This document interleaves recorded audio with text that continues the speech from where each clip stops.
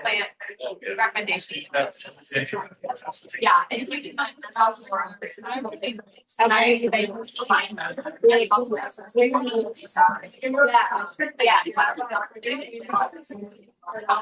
No,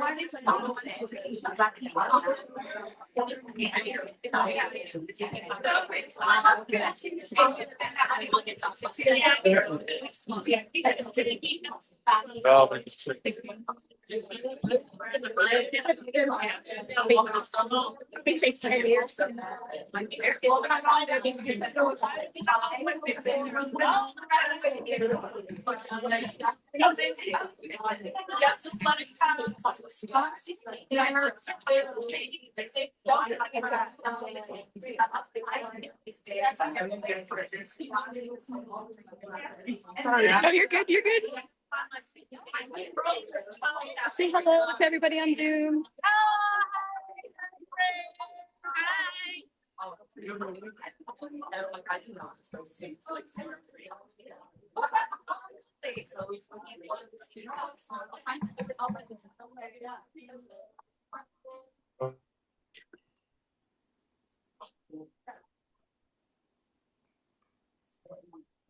Here's our lemonade stand.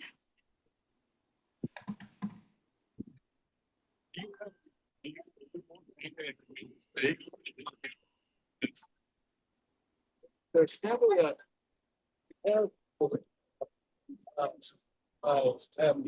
like smile. 1, 2, 3, cheese. 1, 2, 3. That's cheese. Let's see what. Over here, we've got some caterpillar chow, from what I understand. That'll be going on in here.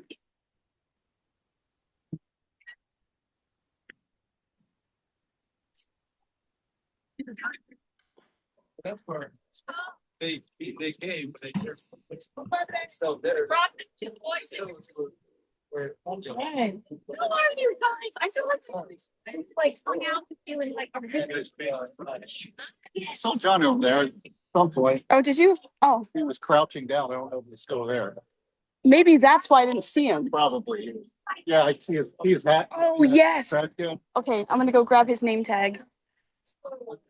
We've got some more exhibitors out here. Got some fun things going on. how's it going? How you doing?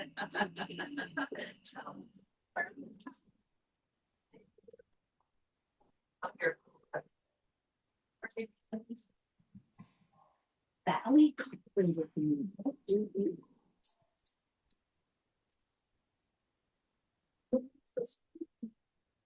So most of them are these solitary, so they don't live in hives. We have honey bells, and so they tend to nest about 70% of them in around. And again, I will come back and visit all of these booths individually. I'm just giving you a little tour. They're full of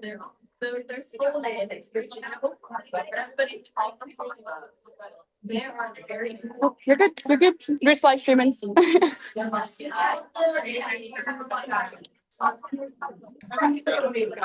Got our ice cream sundaes in here.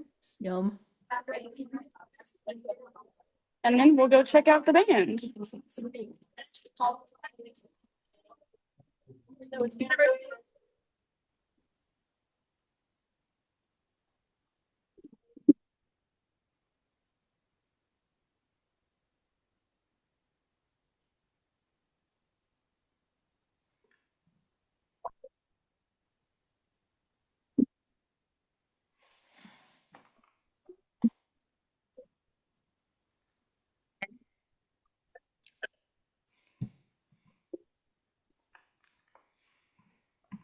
Do you have background suppression on? Because we can't hear them.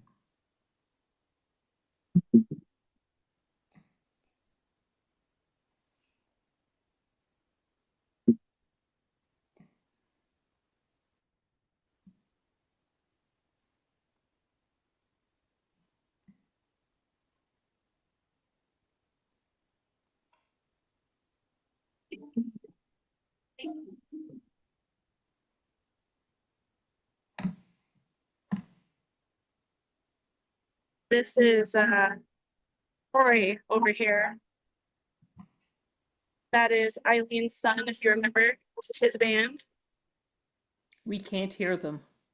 Oh, I'm so sorry. I don't know if it's the background noise setting or something else, but we can't hear them. Let me check.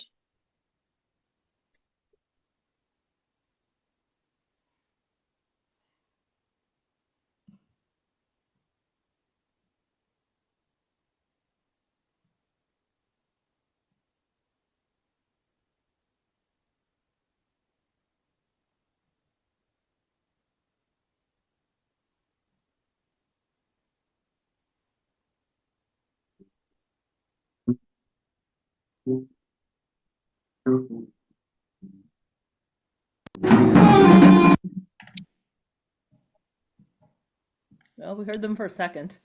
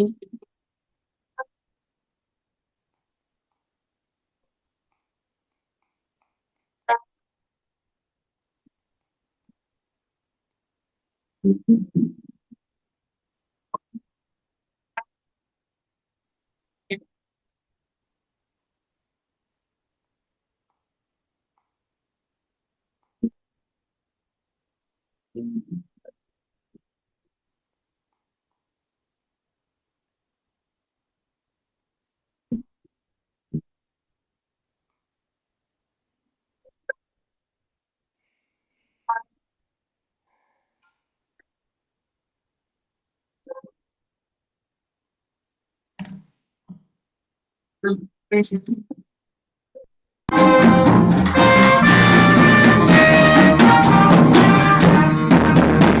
it now. Woo!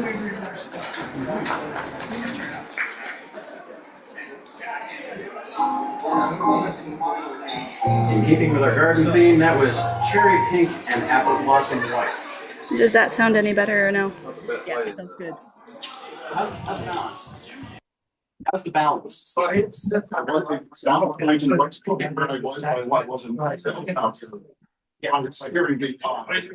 Okay, so maybe it's just when it's really loud. Let me know when they start playing again how the sound is. Because I can only do so much. It's not like the same as the computer.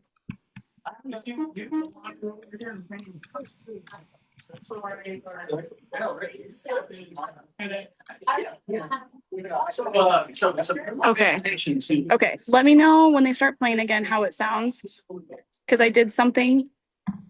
So I'm gonna try that again if it worked. Sorry about that, guys.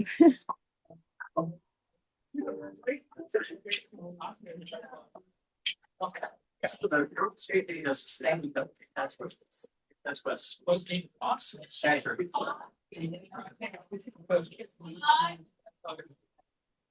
Oh, yeah.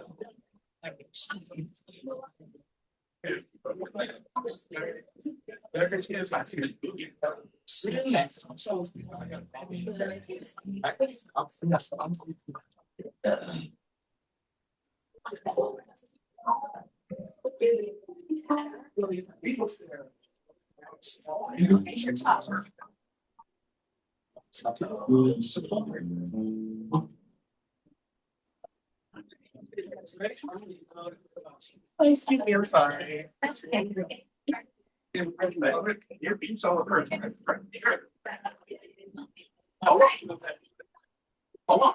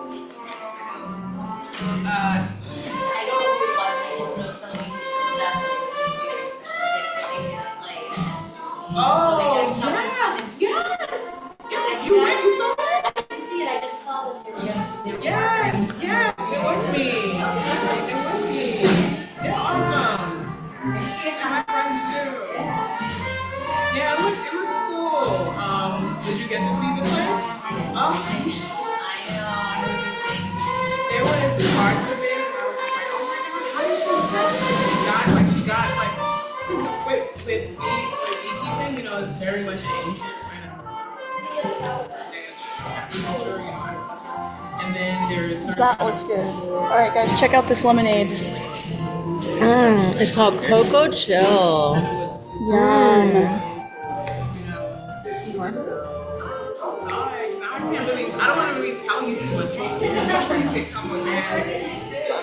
All right, this is our first nature talk about native plants with Lucy Warren. Lucy Warren. All right.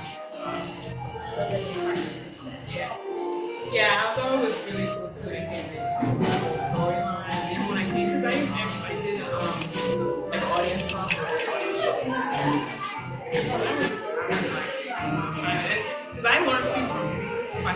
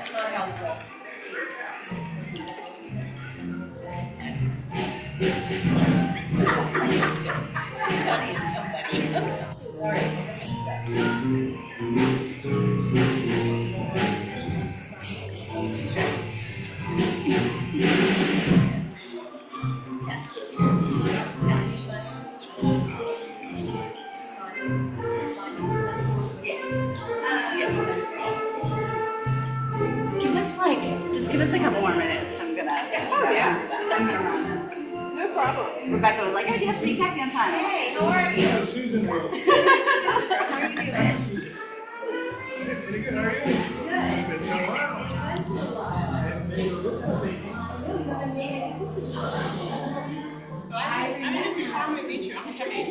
Hi, I'm Lucy. So nice to meet you. I love your earrings. Nice to meet you. Like swag me out. Oh, nice. They always find this stuff and like, oh, That's Cammy, you're being nicer, fantastic. so I'm just dressed with my friends.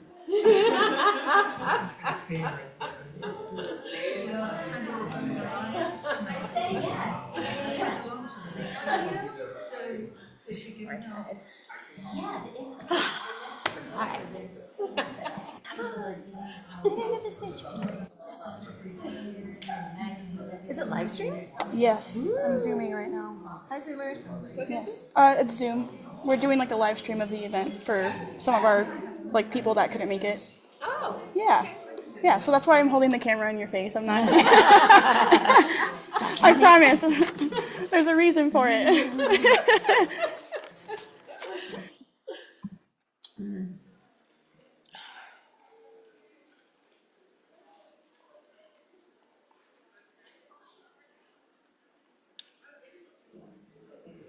This is just like church. You got the folks excited up here, and then you got your back participants. It's all good. Well, you know, with a lot of them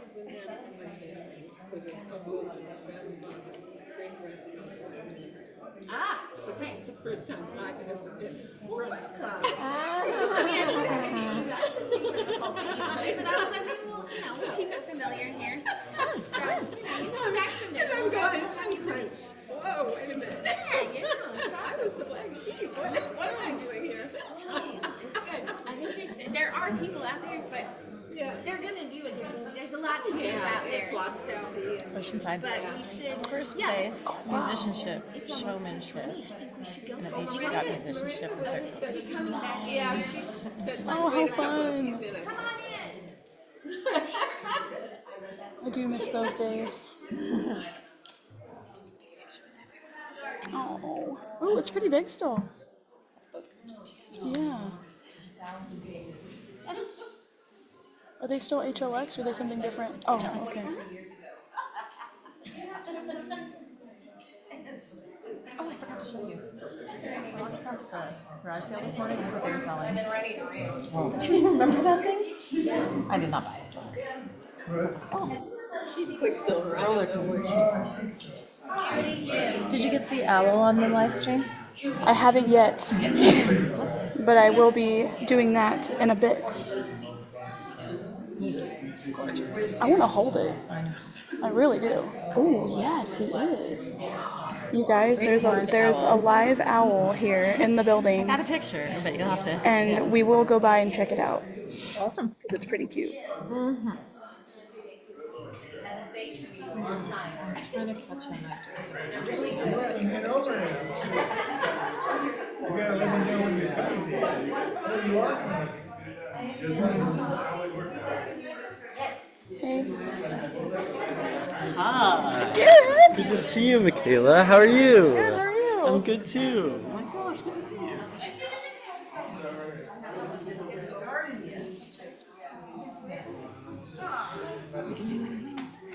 What'd you say? Yeah. They're actually pretty good. I haven't gone over to it yet, but.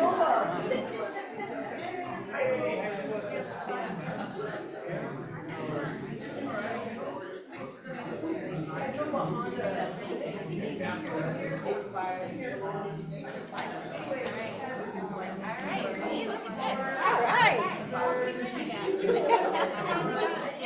There she is. Oh, yeah, thanks.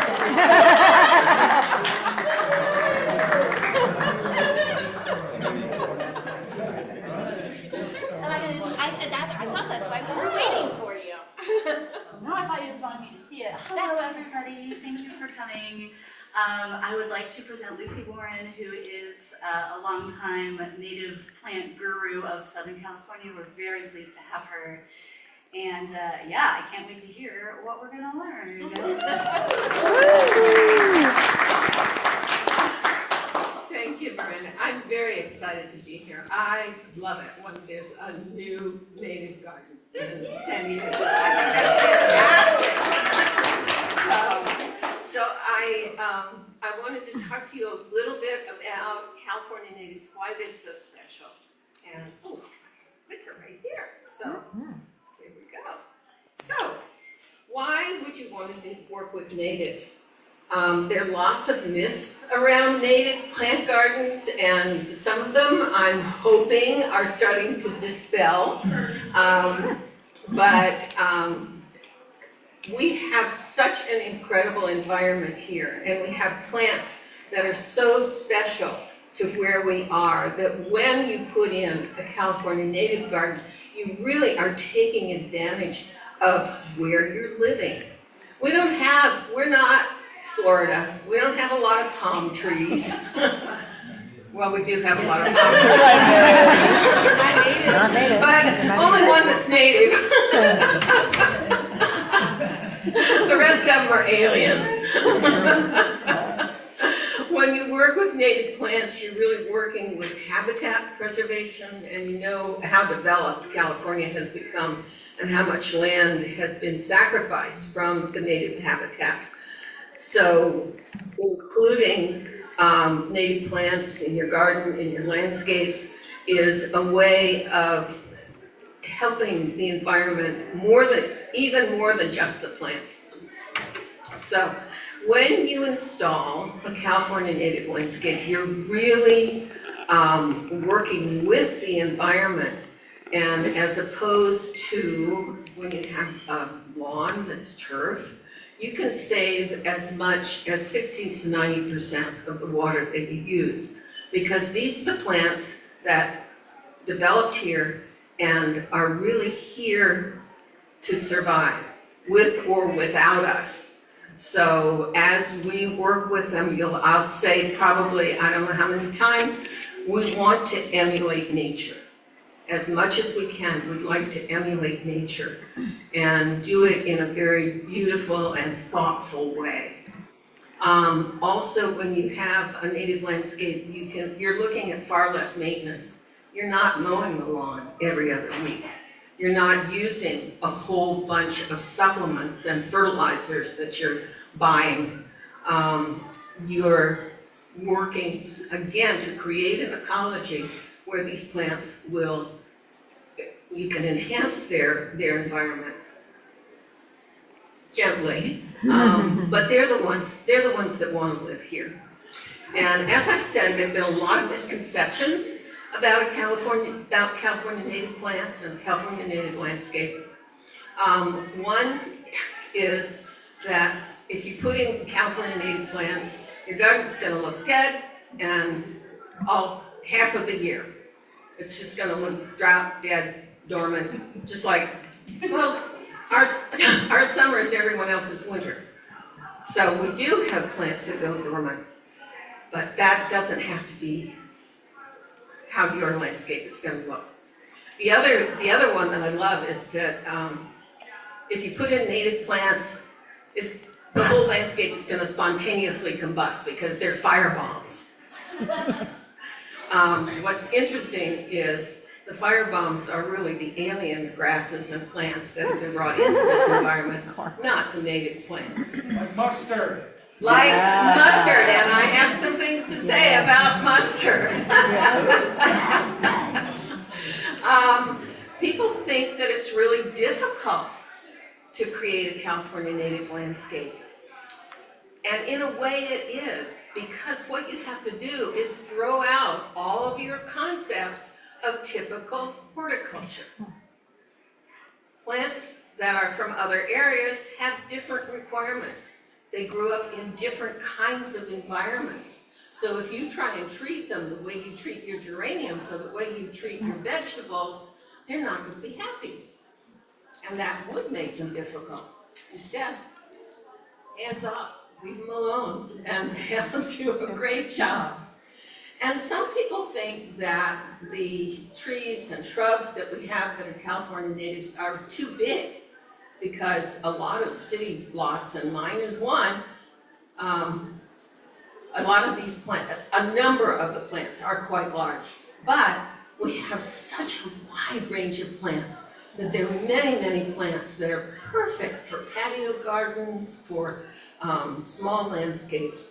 So let's take a look. This is background. Many years ago, I think I was in my 20s, which makes it in the ancient times, there was a book that was written called The Island Called California. And what I loved about that book, because it was more about ecology than just the plants, was that it explained that California has been isolated from the rest of the continent. We are on a different tectonic plate. We have mountains to the east of us. We have oceans to the west of us. And we're really separate from the rest of the country. Our soils are different. Our geology is different. And that makes us very, very special. When the Europeans came and decided that they were going to raise cattle in this environment, they chopped down the native landscape. They added the grasses and weeds that their cattle would thrive on. And I do a lot of work with Balboa Park, and the earliest picture I have of Balboa Park is this barren landscape. And they say, well, that's the native landscape. And I'm going, no. That's what happened after 75 years of occupation. They took out all of the chaparral and left this barren landscape that didn't have enough water to thrive. So we have a very delicate ecology. We have soils, at least 99 different types of soils in California because of all the rocking and rolling that geology has done with our countryside here. Everything from the finest sand to the heaviest clay and everything in between. We have areas that have toxic metals in them. Yeah, soil. Yeah, and yet all of those areas have plants that have figured out how to thrive in this kind of an environment. And one of the reasons that they do is because it's not just the plant itself. What we're looking at is an entire ecology. So there are 5 Mediterranean landscapes in the world. We are the driest of those 5 Mediterranean landscapes. And what makes it a Mediterranean landscape is that we get our water in the winter. So Arizona is a desert, but it's not a Mediterranean landscape because it gets monsoons in the summer. So that's another reason that our plants are different. They had to survive all of these challenges and create a really verdant landscape. So here we go. Okay. So these plants grow in ecological communities. And where most of the plants in the world are fairly competitive, like mustard, like the weeds, they get the water, they grow up fast, and then they die, you know, trying to take all the nutrients they can so that they can survive. Whereas the plants, the California native plants, say, we've got to work together. And it's not just the plants. Underneath the soil, there are bacteria and mycorrhizae, which is a fungus, that connect all the plants together. So they thrive in community and diversity. And I was really excited to see in the garden over there that there are multiple varieties of plants in the garden, because this mycorrhizae, which is under the soil, will connect all of those plants together. And they've adapted to soil types, to water needs, to altitudes. We have thousands of plants that are what they call endemic. And endemic means that they grew up and live here in the California floristic province. And I think that's very exciting. I think it's the second most diverse floristic province in the world. It's exciting. So, because we have a lot of variety in the environments that the plants grow in, we talk about the plants in their own communities. So we talk about coastal sage scrub. We talk about the beach area. We talk about oak woodlands. And these are all areas where there are plants that grow together in these communities. And that can be a challenge when you want to put together a landscape. But one of the things that my co-author, Greg Rubin, who has been installing native landscapes for many, many years, figured out is that you can group plants from different communities if you have a similar mulch. So they're plants that live out in nature where they drop leaves, and the leaves form a mulch and an organic layer on top of the soil. And there are multiple plant communities that want that mulch. It helps to cool the roots, it helps to connect the plants together, the mycorrhizae grow up into it, take the nutrients from it, and help to make that environment work together. There are another couple of plant communities that don't want that mulch, and they're very diverse if you think about them. One of them's desert. The desert plants grow farther apart. They don't have a lot of plants in between the plants. There's a lot of sand or gravel or space, dirt, in between the plants because they're sharing the nutrients in a very efficient way. They don't get as much water, and so they have adapted to this different environment. But you can plant desert plants with another community, which is not necessarily intuitive, but you see the same conditions at the beach. So beach plants and desert plants all want inorganic mulch, and they can grow together. So that can diversify your palette. Pretty exciting. So, let's see. Okay. So the bottom line is what you want to do when you're working with these California native plants is try and reproduce an ecology as best you can. You try and emulate nature. And if you have any questions about it, take a walk in the woods. Go someplace in the canyons, Mission Trails. Or we also have some other really wonderful California native gardens now. But this is going to be another example of where people can go and get inspiration for plants that can grow together. So There was the misconception that a California native landscape will look dry and dead for half the year. But there's a solution to that. And the solution is to plant 75% of the landscape with evergreen plants. And we have a lot of incredible evergreen plants. We have trees and large shrubs, smaller shrubs, ground covers that are all evergreen. And if you include these as the biggest part of your palette, you have so many choices. And the variety that you see is not the pops of color that come for 2 weeks of the year, but you have different colors of leaves, different shapes of leaves, different sizes of leaves. And as you pattern that together, you create this quilt, this evergreen quilt, which is the basis of the garden that you're going to be putting together.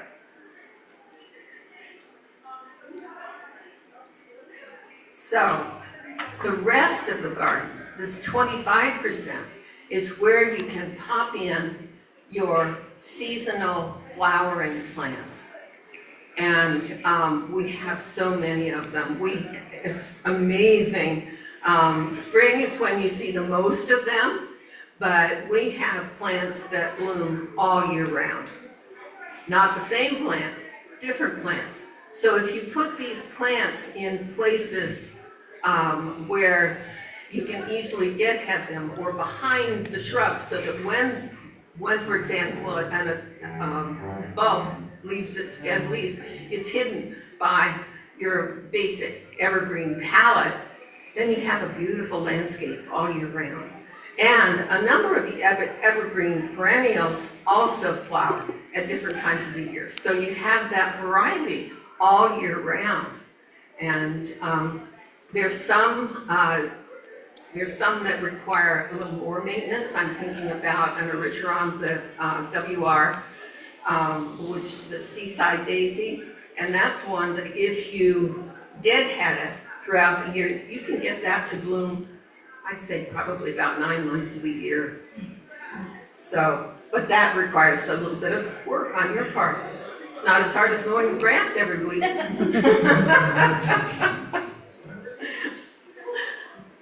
Okay, so when you go to put together a garden, these are some things that you want to think about.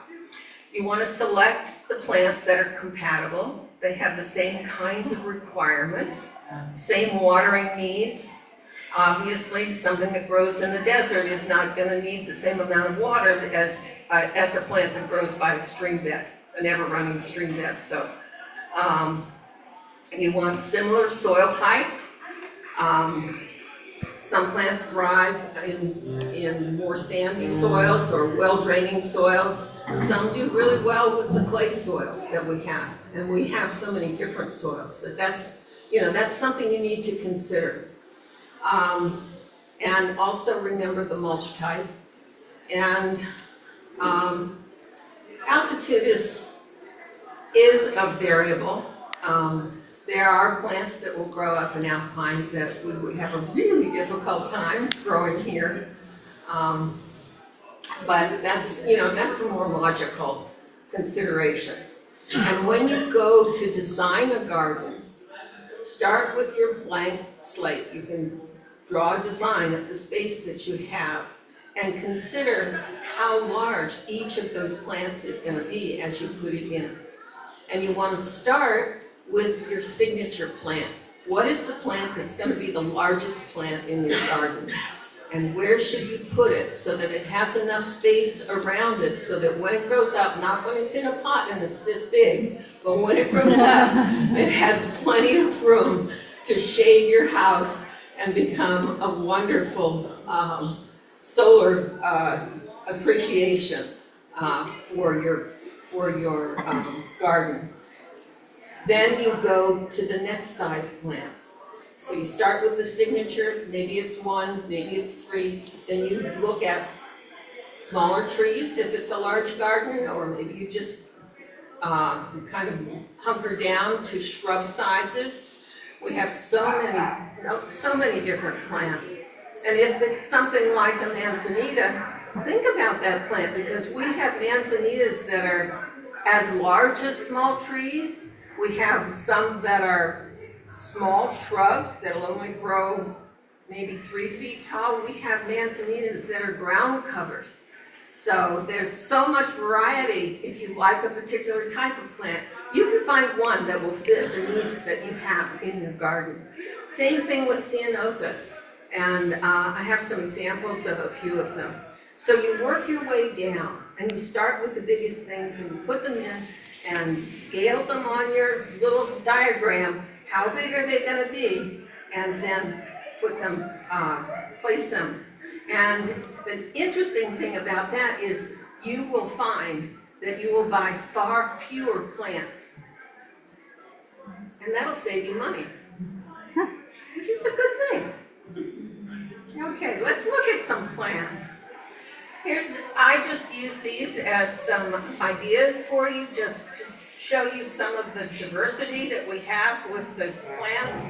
I have a couple of large deciduous trees. You may have a place where you really want that shade in the summer, but you'd rather have the sun shining in the winter. And that's a really good place for a deciduous tree. They also drop their leaves, so that provides additional mulch. And you can see that I have some symbols underneath those, each of those plants. These were symbols that, this is from our book, The Drought Defying California Garden. When we were thinking about it, we wanted people to be able to quickly see what plants would work well together. And so we came up with these symbols. I hope you can see them. The first one is drainage, because that's very important to the plants, whether it needs to be well-drained soil, whether it can be compatible with slow-draining soil. The second one, that's C and S, it's whether it tolerates clay or sand. That relates to drainage as well. The third one is a little snowflake, and that's to indicate if it's cold tolerant. We don't have to worry about frost too much here, but up in Julian, that's something that you need to consider when you're selecting a plant. The next is whether it wants full sun, partial shade, or full shade. And the last symbol I'm very excited about because it's in no other book anywhere, and that's the type of mulch that that plant wants. Because that's really important for California natives, and it's not important for most of the other gardeners in the world. So these are some nice selections. You can see they're different leaf shapes, different leaf colors, and very wonderful plants. So, scaling down, smaller trees, deciduous trees, the top left is a little bit deceiving.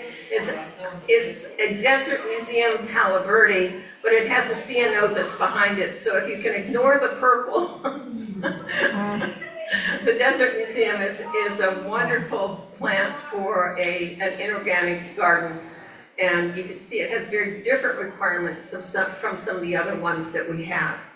A lovely patio-sized tree is the desert olive, the forestiera. It might be a little bit difficult to find, but it makes a really pretty small tree in a patio. And I really love the Catalina cherry. If you like the shiny leaves of ficus, bright green shiny leaves, instead of having a big ficus running into your water pipes, the Catalina cherry is wonderful, and it's evergreen. It also has fruit, and it is a cherry. The cherries are maybe this big, and the pits are this big. They are edible. You know, kids can pick them up and suck the basically just the skin off of the cherry. I think it would be about 2,000 cherries to make a pie if anyone had that kind of patience. But it's a wonderful small tree. And to the right is lakeside lilac. This is a ceanothus that actually is a small tree, and it came from the lakeside area. It's a beautiful ceanothus, and those blossoms are actually the blossoms of the tree. They're like upside down wisteria. They are so beautiful. Going to shrubs, these again are smaller and more dense than the trees. Another ceanothus, Julia Phelps, it's smaller than the last one that you saw. The Comerostaphylos, which they call summer holly, blooms in the summer, so that's a nice accent plant in your garden. The Fremonodendron, when it blooms, it is total glory in your garden. The one thing that you need to know about it is that you probably, if you have little kids, you probably don't want it right out in front, because the leaves of this they're very pretty, but they're hairy, and they can create contact dermatitis. But if you have it as a background tree, its beauty is just phenomenal. Now we get down to some smaller things. This is, kind of knee height. Well, not really, as I'm looking at them. The Eriogonum, there's lots of different Eriogonum, again, from larger to smaller. The Santa Cruz Island is a really nice one. It's a really well-behaved plant in the landscape. It blooms with white blossoms that then turn pinkish, that then turn rust. So if you leave the blossoms on for quite a while, the birds enjoy the seeds, and when they get, you can leave them on for a very long time. I generally pop them off when they turn kind of gray-brown, and it's ready to produce another crop of flowers. But it's a lovely, lovely landscape plant. Dendromecum harfortii can grow tall, but not too big. It's hard to propagate, so it would be a hard one to find. But what I really love about it is you can see it has these big gray leaves, and then these wonderful yellow, probably about this size, flower, and it flowers almost all year round. So it's a good one to know about.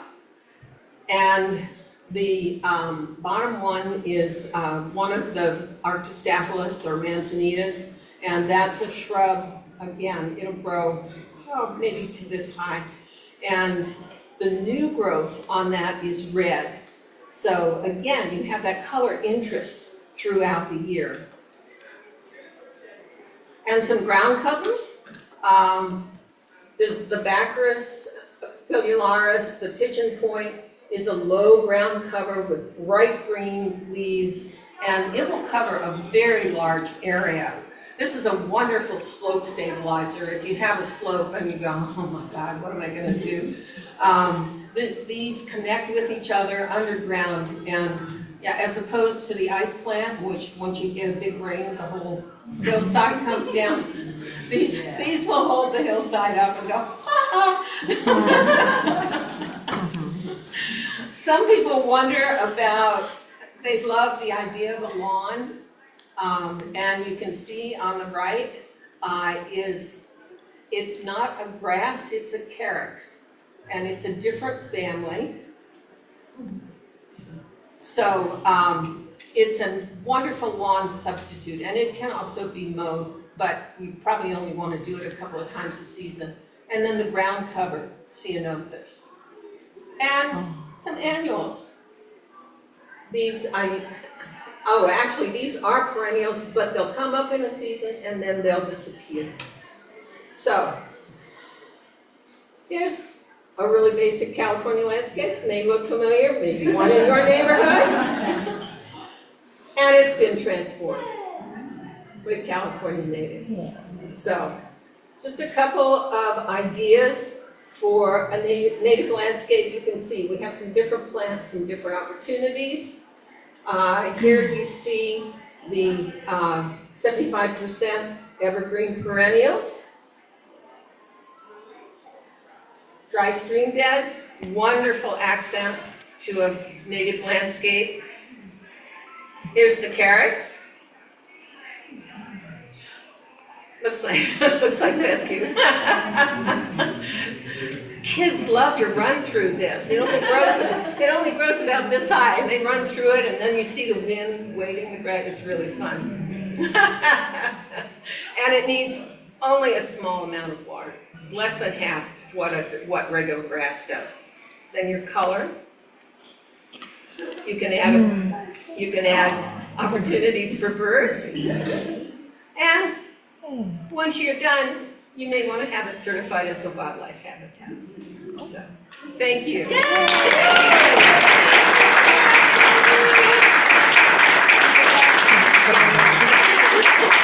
it up for Lucy Warren. We have a couple of those plants that she talked about available at our raffle. Come find the wild ones table at some point today, and you can enter to win a couple free plants. We're also going to have our ribbon cutting ceremony in about 15 minutes, but first, the band! One more time!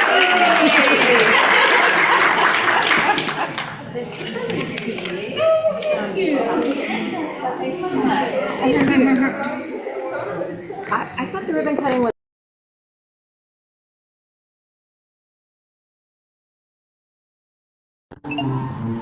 All right, I'm gonna give you a little tour of the garden. There's lots of little signs and things. It's very cute.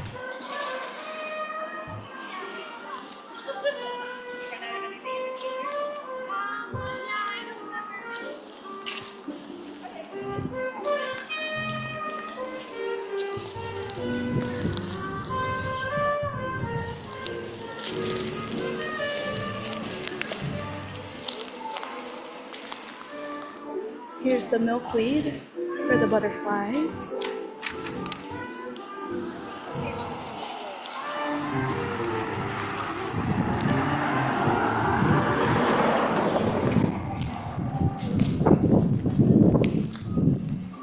This is desert willow.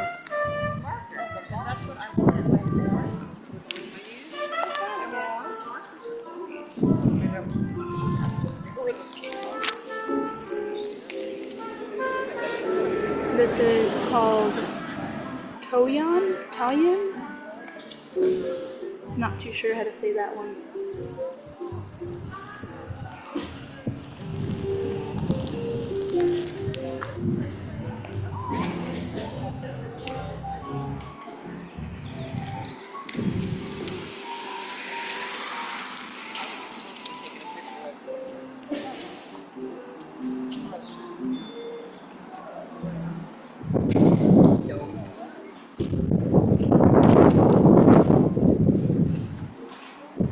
I'm thinking this is for birds.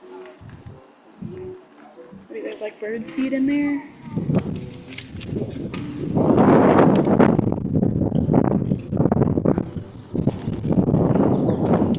Some sunflowers.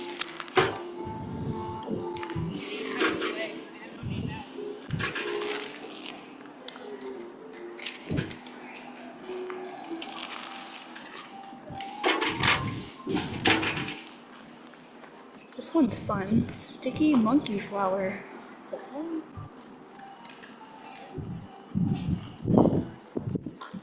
would help if I remembered I turned off my audio during the speech. Iland mallow, I think.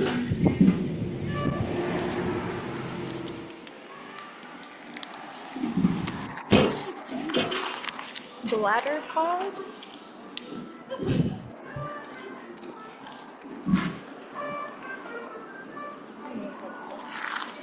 Here is the bee hotel. It's very cute.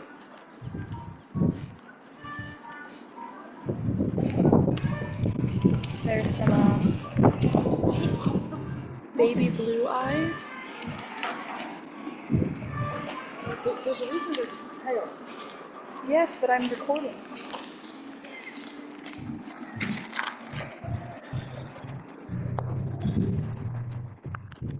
Ribbon cutting beginning in 4 minutes. 4 minutes till ribbon. Some more milkweed.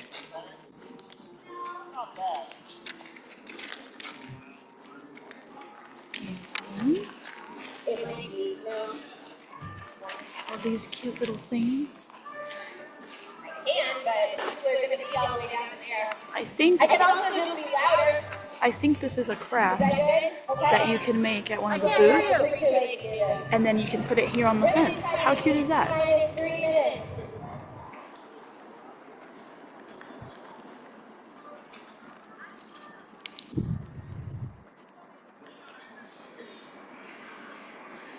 Miranda.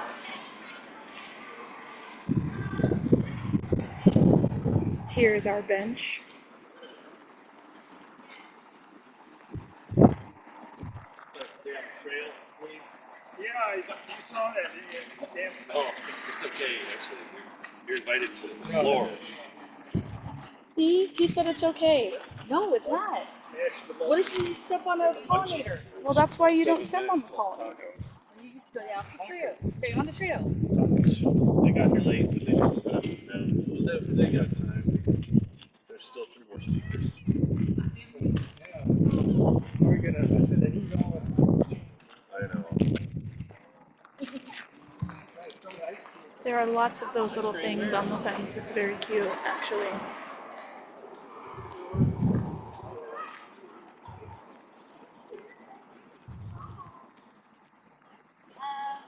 Oh, oh, I don't know if you saw that, but that was a dragonfly. I tried to get it on video for you. I saw something flit past, but I couldn't see what it was.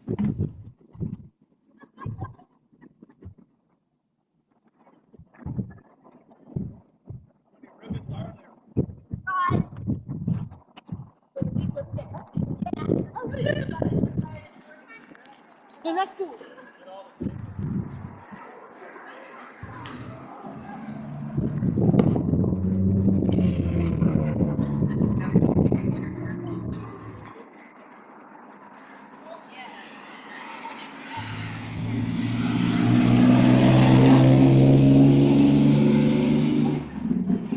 I believe those are all of the sponsors on the back here.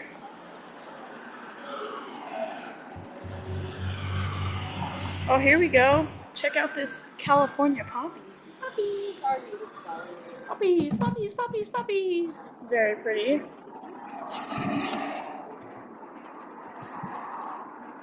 We actually have lots of those. There's some more over there.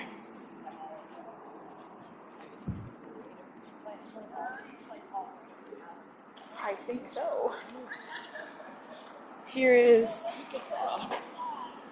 this. How do you do that? I don't know.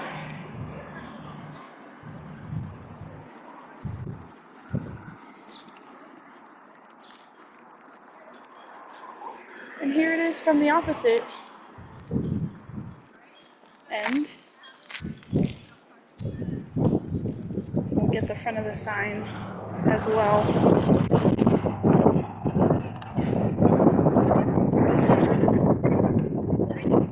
Ta-da!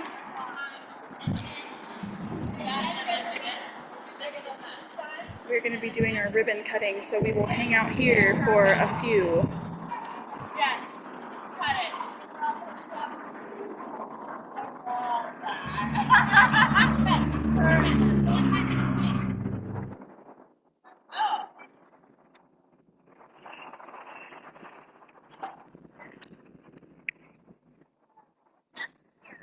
I just want to make sure we have this. Hello? This is my trash can. Right? That's your trash can. We have a pretty good turnout. This is not quite everybody, but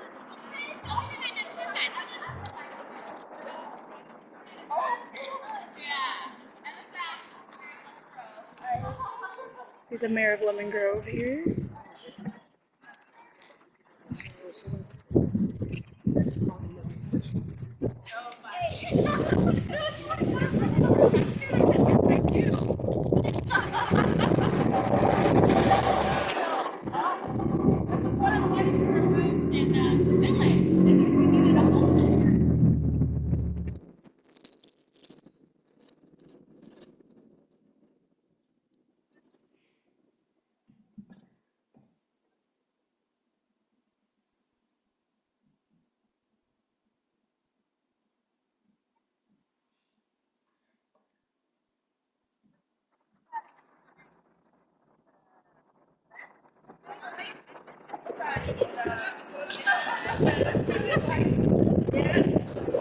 church I go to.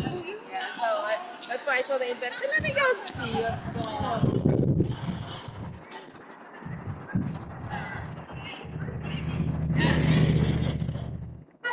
Beautiful.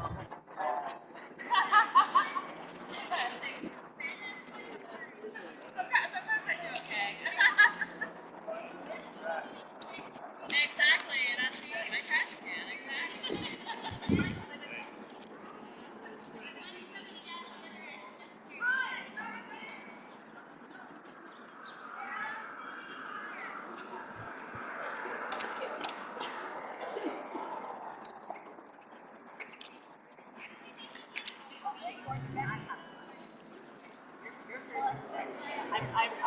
I'm please get a place.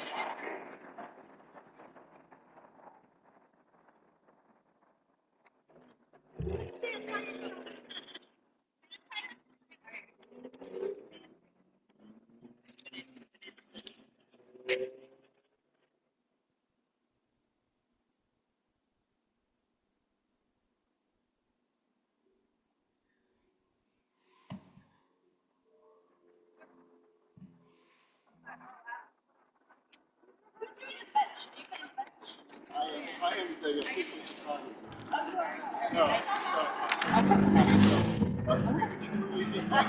Make sure here. Just checking the schedule. Like, when can I go see the animals?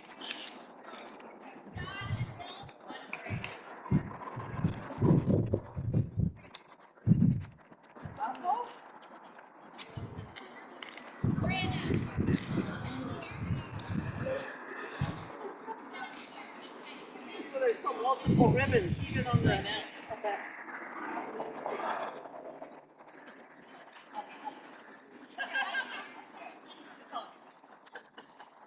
You'll see the front. I'll leave it to you. Good afternoon,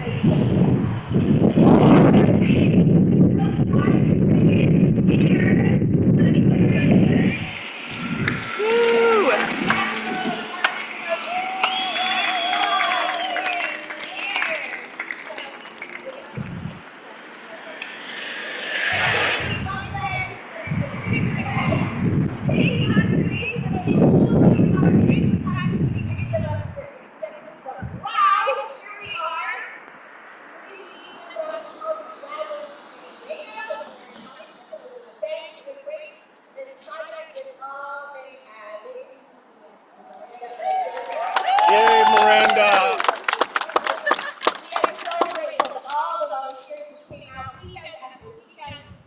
prepare the grounds, lay the irrigation, build the path, install the special features, and plant the plants. Raise your hand if you remember what it's about to look like for the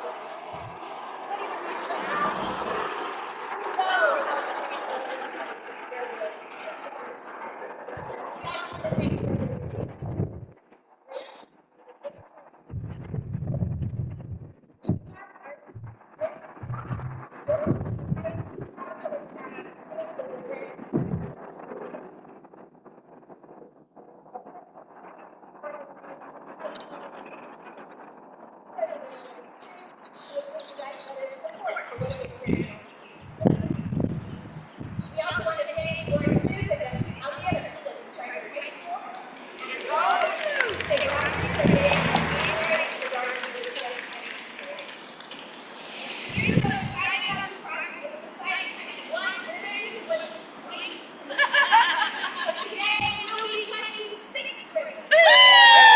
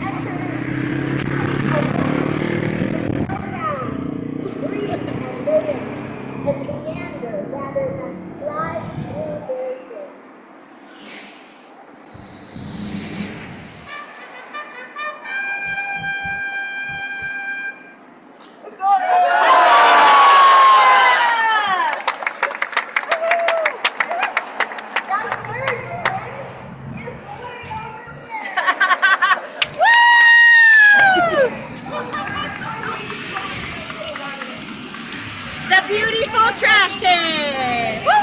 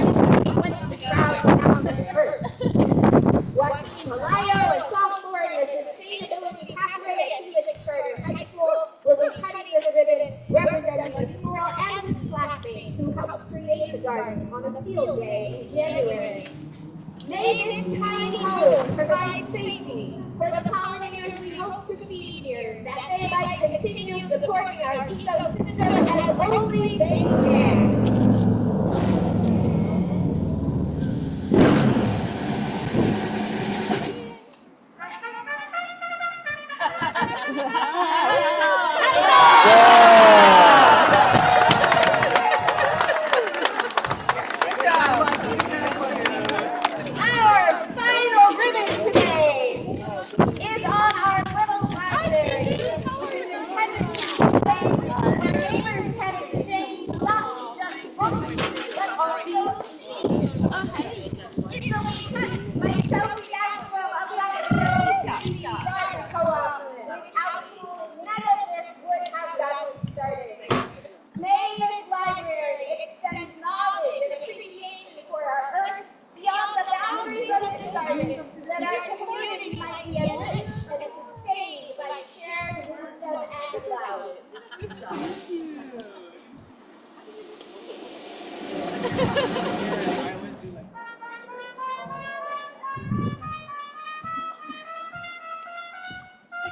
Right.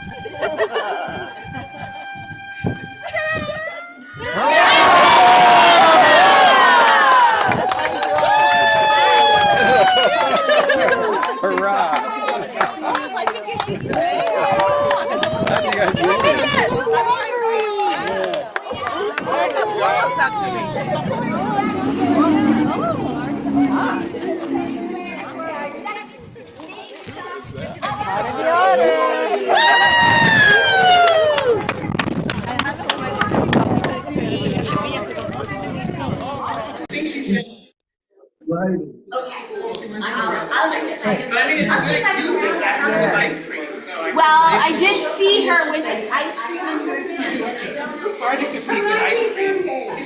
It looks really good. Yeah, it's a tough one.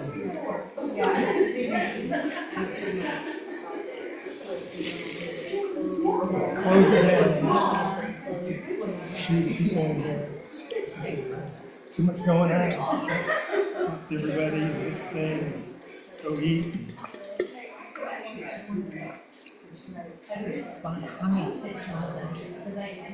Some local beans. Yeah, well, yeah, great. That's some really good documentaries out there. PBS. It's been a couple of one really interesting set here in England. Yeah. Did you see that one? Yeah. That guy? Yeah. Guy who's, It's like yes. That was amazing. We talked about all the different kinds of fish. Most people, all they know is honeybees.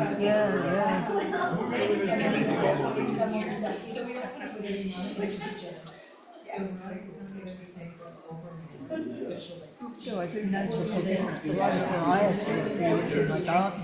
I don't quite know what they are. A lot of them were so small, you think they're flies or wasps or something. Yeah. I think they're really small.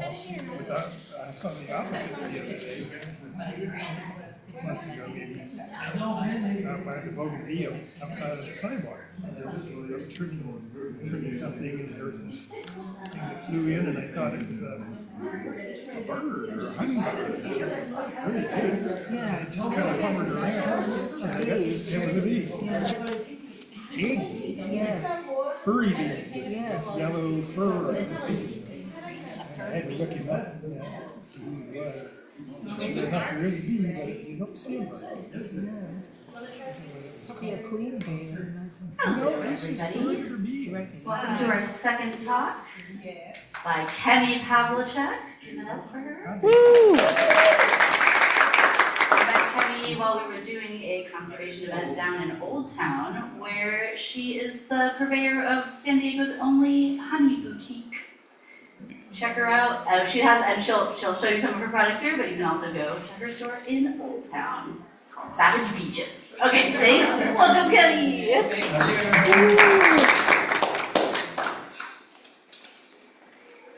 Hey, everybody. Hello. Thank you so much for being here and not dumping me for ice cream. But just a moment, I just want to thank the Wild Ones, thank Miranda. As I go into this, I do want to make this storytelling because I think it makes it easier for people to grasp some things, because I am not a specialist. I don't consider myself an expert. I am a beekeeper that's also a business owner that also happens to be really big into conservation. And how that all starts and how that all connects together is how it brings me here today. And Miranda is just awesome. Miranda's clocked me very well because she's realized the best way to reach me is to text me. If she sends me an email, I will hardly ever respond to her. But text messages, she is just on me on there, so she was able to get me out here. So just a little bit on me. I'm Kemi Pavlicek. I do own the only honey boutique in San Diego, and before that, being a beekeeper and a business owner, I am a retired naval officer, over 20 years. And as a naval officer, my background is in space systems engineering and electrical engineering. And I only state them because so that I could kind of bring you all into how my mind works, how I think. how it's got me to this place where connections are really important to me. As a systems engineer, as an engineer, right, you solve problems, and as a systems engineer, you want to understand how things work together, right, how they're connected. And you know, I found nature, agriculture is something peaceful, very therapeutic to me as a military person. And that's how I started off. Started off gardening, started off trying to understand farming and its relation to nature and to people. And then it was from there, then I got into pollination, right? And that's when we come up with bees. That's how you have bees. So we are out of, our first location started off in Ramona. And then we got property in Ranchita, that's the high desert of San Diego County. I don't know if you guys have ever been to Enza Borrego Desert State Park, it's gorgeous out there. But the reason why I think it's important to understand our relationships, how stuff works together, how we depend on each other, and also how our differences is our strengths. And I'll come back to this because this makes it really important, the relationship I have with the wild ones. So when I started off, you know, we have citrus and avocado and Ramona, and also it's also like surrounded by a ton of buckwheat and sage. We brought the bees in, and honeybees are amazing, right? They're really cool to look at, and there's a lot of them. One hive, right, can have anywhere from like, they start off at 30,000 and they can expand to 80,000 bees, right? But then too, you know, you got their queen, right? So, and this is where people need to understand, this is where the issue we have in the relationship between the honeybees and our environment. The queen is amazing. I have a tattoo of her. But the worker bees live about 6 weeks, right? In general, 6 weeks, right? And their primary job, right? You know, they have jobs depending on their age, right? But the queen can live up to 5 years, even up to 8 years and some. And it's because of this very thing, how, you know, I'm telling how it's connected, right? Is why honeybees are the only bees in which they take more than they need. Let's let that sit in, right? It's like, they take more than they need, and it's because they are very much focused on making sure their queen is taken care of, and she can continue to lay eggs. She lays hundreds of eggs each day, right? If the condition is right, there's food, the temperature's right, everything, she will continue to lay eggs constantly. So, so that's how it works. They go, and they will continuously collect as well, and they're always preparing for the worst. So they will, if their temperature's right too, the queen will lay eggs and the workers will go out there and collect. They will continuously collect. If they say there's no more to collect, and then they're already running out, they're running low in their stores, then they leave. So that also makes them amazing. They'll pack up and leave, right? If, let's say, there's no more food, or if the condition isn't right, you know, or if they're feeling a little tight where they are, then they'll be like, it's time for us to go. then they'll pack up. I'm telling you, they've dumped me before. They take everything. They gorge on it. They leave you nothing. They gorge on their honey and everything. Then they pack up, and then they go somewhere. They find somewhere else. So that's what makes honeybees so freaking amazing. But that also makes them a bit dangerous in our ecosystem. That's why people need to kind of understand. So when I brought them in, and then I started wearing them, you know, and then the way it works is that they could, when the temperature's right, especially when it starts getting warm, then you could split the hives. So you could very easily have one hive and turn it into 2, 4, especially in the summer months, right? As long as there's enough pollen, nectar, there's flow, they just keep expanding. And I thought, you know, I was a beekeeper. I was trained by 3 master beekeepers, and I was doing good. But before I started this, I already kind of had a lay of the land. I already kind of knew who was there, right? Remember, you know, I had the citrus, we had the avocados, but we also had a lot of native plants as well. And we also had other bees. I knew there were other bees, you know. I knew there was, we have like a little canyon grove where some cacti growing. There's this like carpenter bee.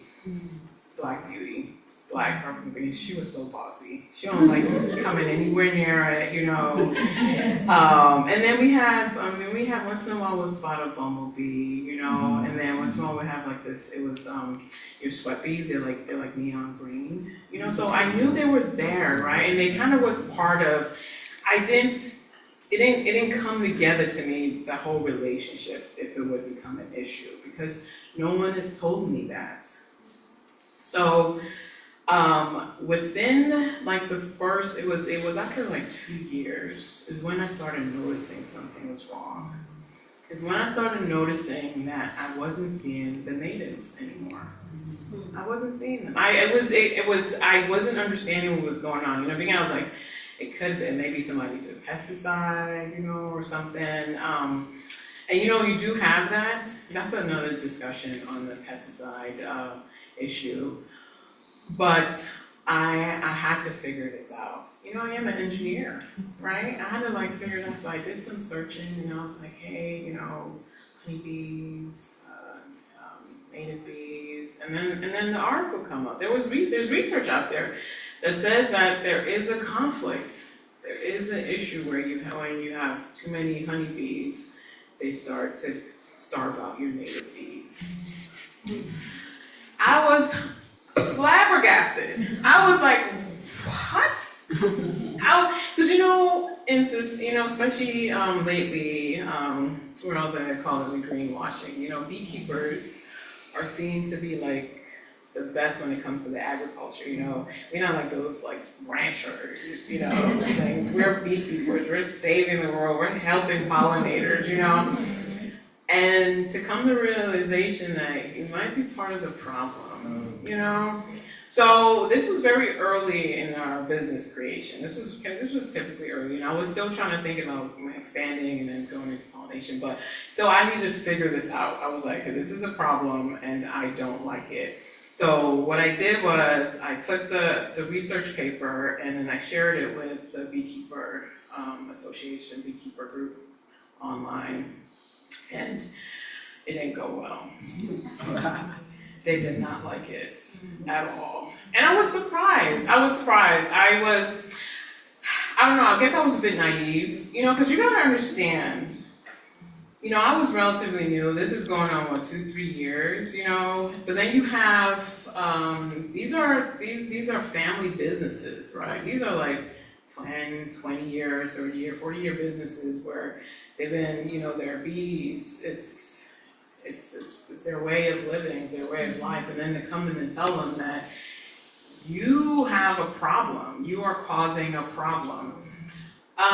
So at that point I was like, okay, I can't change people, so I quietly exited that group chat. I quietly exited that group chat and said that, okay, I need to be intentional right now, right? To figure out, wait, what I did wrong, how I can fix it, and then what does this mean for my business? And so at that point I was like, okay, I need to stop expanding the honeybees, actually move some of them, right? And then create a limit of how many hives I have in one location. But then too, you know, I still was trying to have a business, right? If I limit my hives, that means I'm limiting my honey production. It means I'm limiting my revenue. So what do I do? You know, what do I do? So I in researching and understanding the whole honey production and why was there, because honeybees are not native, you know, there's a reason when they were brought here. They were brought here for honey production, for pollination, for beeswax, for candles, for making. So I said, maybe if I could go back to that original reason they're here, right? Maybe I could find a way to make this work. And so me and my husband figured out, we're like, you know what? Let's start talking to other beekeepers. Let's find out about this pollination thing, how it works. And that's how we started going honey hunting. Is when we realized that when your bees, when honeybees are doing what they're supposed to do, they're brought to like dedicated farms. Because you gotta understand, so here's the thing. When it comes to conservation, when it comes to the environment, people, industry, There's nothing that's perfectly right, there's nothing that's perfectly wrong. There's a lot of gray areas. We've been doing this for a long time. Our food system is very much dependent on big agriculture, right? Big ag. If you were to completely eradicate it the way it's built, people would starve. People won't afford food. So to a certain aspect, there's a lot of evil in the way our agriculture is built. It's built for large masses, but it's also built to, and dependent on the numbers game, on the amount of what people are willing to pay, right? So, but because of how large they are, then it makes it where literally some of these farms are like acres and acres of miles, and then they bring hives in to pollinate. So when they bring the hives in, so the bees are not having a conflict with native bees, because the native bees are hardly likely even there. You guys get what I mean? When they clear these places out, they've cleared it from all biodiversity, right? But it's a trade-off. It's either you have the honeybees there where they're actually providing a direct input into your food system and helping increase crop production, or the honeybees are somewhere else where they're starving out your native bees. Where do you think they would be better off? So this was a balancing approach. Because then too, you need your pollinators. You need your beekeepers that provide pollination services. And a lot of them, they depend not only on the pollination services in which they rent their hives out, but they also depend on, I call it the byproduct, which is the honey, in order for them to sell it. So we figured out a way in which we can make this work by supporting something that supports our food system and lowering the amount of damage we did to areas in which there's less of foraging potential and how we hurt our native bees. So you had that aspect. So you had that aspect of us going honey hunting. And trying ways to like work with the beekeepers to make them do things in certain ways, to be maybe a little more conscious of what they're doing. Like if they move their hives, because most beekeepers are nomads. They don't own the land. Most of them don't own the land. So they have to kind of do barter deals with farmers, or they pay rent. So you do it where you're kind of hoping that they move them in places that doesn't cause too much of an issue with the native bees. But then the other aspect is I still had a debt that was due. I still caused damage to my area. What am I going to do about it? How do I bring them back? And this is the part where I'm talking about with intention. In Ramona area, I don't know if you guys were here when we had like the Witch Creek fire. Oh yeah. Right, that fires. So you have a generation of people who absolutely hate any form of shrubs anywhere near them, right? They would kill it, put rocks, put anything, so that there's no fire danger anywhere near them. And then two, they also resort to them using pesticide. And so this is how like I even met Miranda, my neighbor, which is a wild one, Linda, in which me and her are always talking about, she actually got into like a battle with some old guy who was actually driving, putting pesticide on the road. But what I'm trying to say is that there is a problem, and people will try to find their own ways of resolving it, right? Because I cannot blame the man, because he was there for that fire. Right? He was there for that fire, and if he could reduce the risk of it burning his home again, he's going to do everything without really thinking about the larger aspect of it.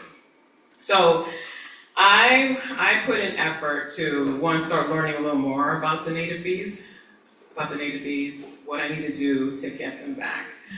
I think it took me almost a good 3 years. A good 3 years to slowly get them back. I still haven't gotten the carpenter bee back yet, but I've gotten a digger bee, I've gotten leafcutter bees, and this is through intentional, knowing that, okay, making sure there is bare soil. Bare soil is a really big deal, and the reason for it is because the majority of your native bees actually reside in bare soil. And another thing is some form of water. And this is because a lot of Osier bees are kind of a type of mason type. You know, they like to use water in which they kind of pack. That's how they pack their nests, right? They're single moms. I call them single moms. It's not like a hive where they're all working together and they have a queen. It's just one female, she gets her eggs fertilized, and she lays her fertilized eggs, and then she packs them, and then she's done. And she passes away. There's something very endearing about that. You know, they only take what they need, right? But the important thing is that they're also immensely great pollinators. That's the part people don't know. Honeybees are great pollinators, but what they have is numbers. There's a ton of them. But your natives are actually your specialists. They're really good at it.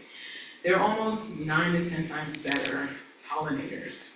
And I knew this because when I was still trying to bring them back, I set up almost like a bee hotel they have there, but I hung about in different places, you know, kind of looking at it, watching it. And some moved in, but I didn't know what moved in.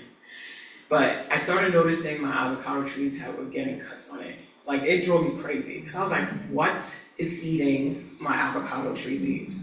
Right, I thought it was some kind of worm, some kind of moth. I was thinking until I caught it in the act. Until I caught it in the act, and I saw it go there, and then I was watching it at the hotel, and I was like, holy crap!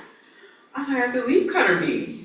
And then, believe it or not, because we have 2 different types of avocados, we have Haas and Pinkerton. The Pinkerton always had a hard time because there's just not that many of it around, so it doesn't have as much opportunity for proper pollination. But that year when I put the hotels up and the leaf cutters were doing their thing, we had the most crop ever on that tree. So that taught me, you know, so I'm learning lessons as I'm trying to undo my wrongs. But this is where it gets better, because remember, I just kept it to myself. I just did what I can do, right? I changed my business model. I tried to right my wrong on my property, and then we got our store in San Diego. And once we got the store in San Diego, I started learning a little more, you know, because, you know, I still was very rural. I was still very rural. I didn't have much interactions with people besides when we do festivals or people stuff at the store in the high desert. But in having a store, having a physical store, I started to learn from people. People will come in and they would ask their questions. And then people will reach out to us, like from some corporations. And that's when I started learning that the problem is big. There's a big problem. So there's two problems in this relationship. One, you have the big corporations. An example is they reached out to me, right? They reached out to me as a beekeeper. They were out of Canada, but they have places all over in North America. And they were basically hiring beekeepers to set up hives on hotels or like complexes, you know. And the reason why they're doing this is because these companies, these hotels, resorts, building complexes want that green certification, right? That they're doing stuff for the environment, right? Again, they got hives, they're helping the pollinators, you know, all that, like the jazz. And then there's the other part of it too, especially some of the resorts that have gift shops. Then they could collect the honey, and you know, people who love local honey. I'm gonna have to talk to you about that, right? The local honey part of it. So there's all these things. So I was like, listen, I was like, but if you guys are out in the city, what are the bees eating? What are they eating? And I'm like, what kind of certification? Like, what does the companies get? She's like, oh, we give them an annualized report of how they're helping the environment. I'm like, what are you giving them? Right? I was just so confused, and I was just thinking like, oh my God, this is a bad problem. Because now money has entered the chat. So now money has entered the chat. And so I told her, okay, I don't support this. I was like, because one, there's just not enough for them to eat. So that means if you bring honeybees into a city where there's not, or a suburb, and there's not enough foraging, that means they're starving out your natives, right? And I was like, this is something you guys need to bring into, like, because you know, I get it. They are trying to earn a living. This is a big corporation calling me from Canada. I can't imagine how many people they've hired, beekeepers. I was like, but this is something you guys can transition to. Be intentional, right? She's like, yeah, we'll call you back. He never called me back. She probably was like, calling Mayday, this is wrong. So you have the big corporations, right? Then you have your smaller beekeepers. You know, there's a few popular ones in which they also do it too. Like I was invited to a hotel and they told me to set up a booth, and it was until I was there that I realized they were celebrating the fact that there was a beekeeper who put hives on their property.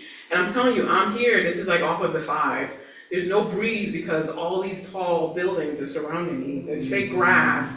And I'm here like, what is the bees feeding on? This is what's gonna happen. They're gonna only feed them so much water sugar. Then they're gonna leave, then they're gonna raid your grandma's bird feeder. You know, they're gonna raid the sugar, they're gonna go dumpster dive. And so this is where this whole thing about conflict honey is, that just because honey is local, it might be doing more damage to your local ecosystem than you think.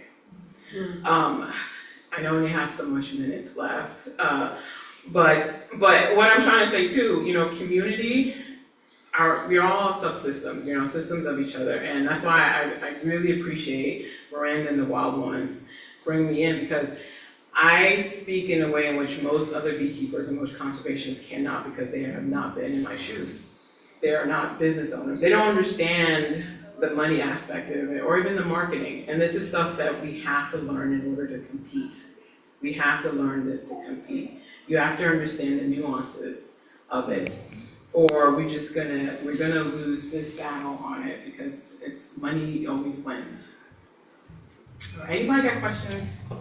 And I was gonna say, you can keep talking, it's just the band's probably gonna start up, so. Okay, I'm open up for questions.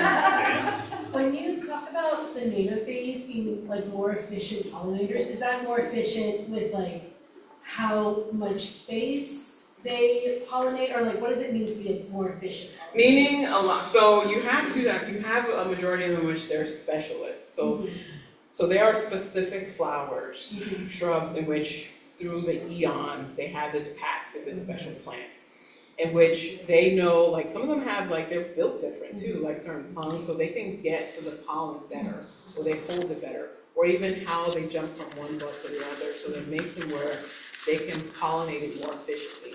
Your honeybees are very much more hidden and quick, as quickly as they can get it. As quickly as they can get it, they're gone. So they don't pollinate it as efficiently. It's not as balanced when it comes to the crop production, and that's what I mean. You're welcome.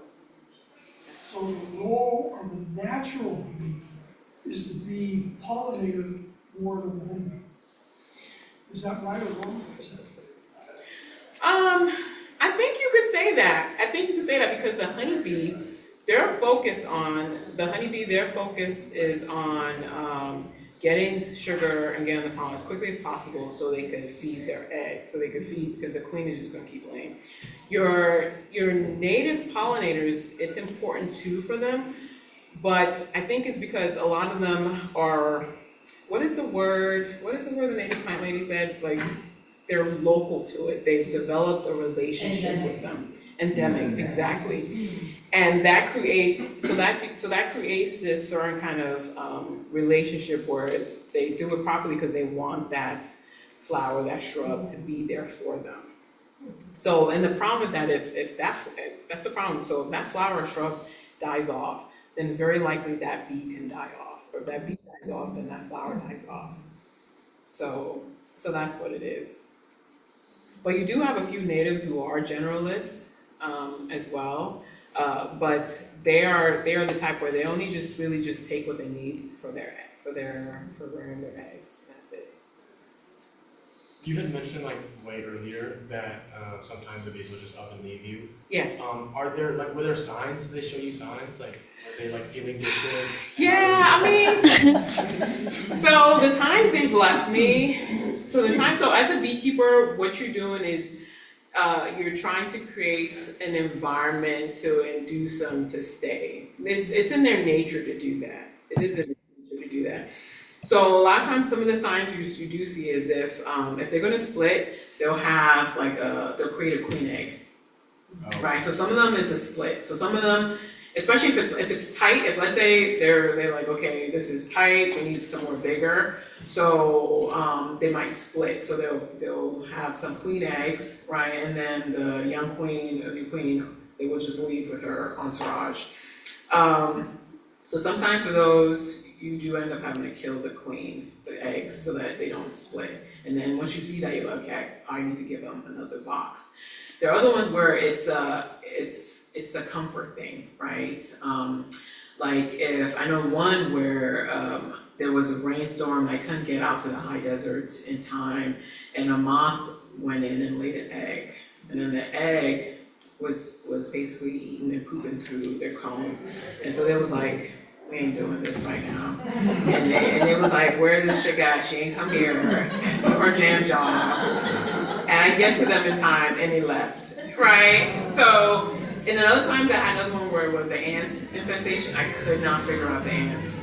Once they get the trail, it was really bad. I lost quite a few hives last year to them, fire ants.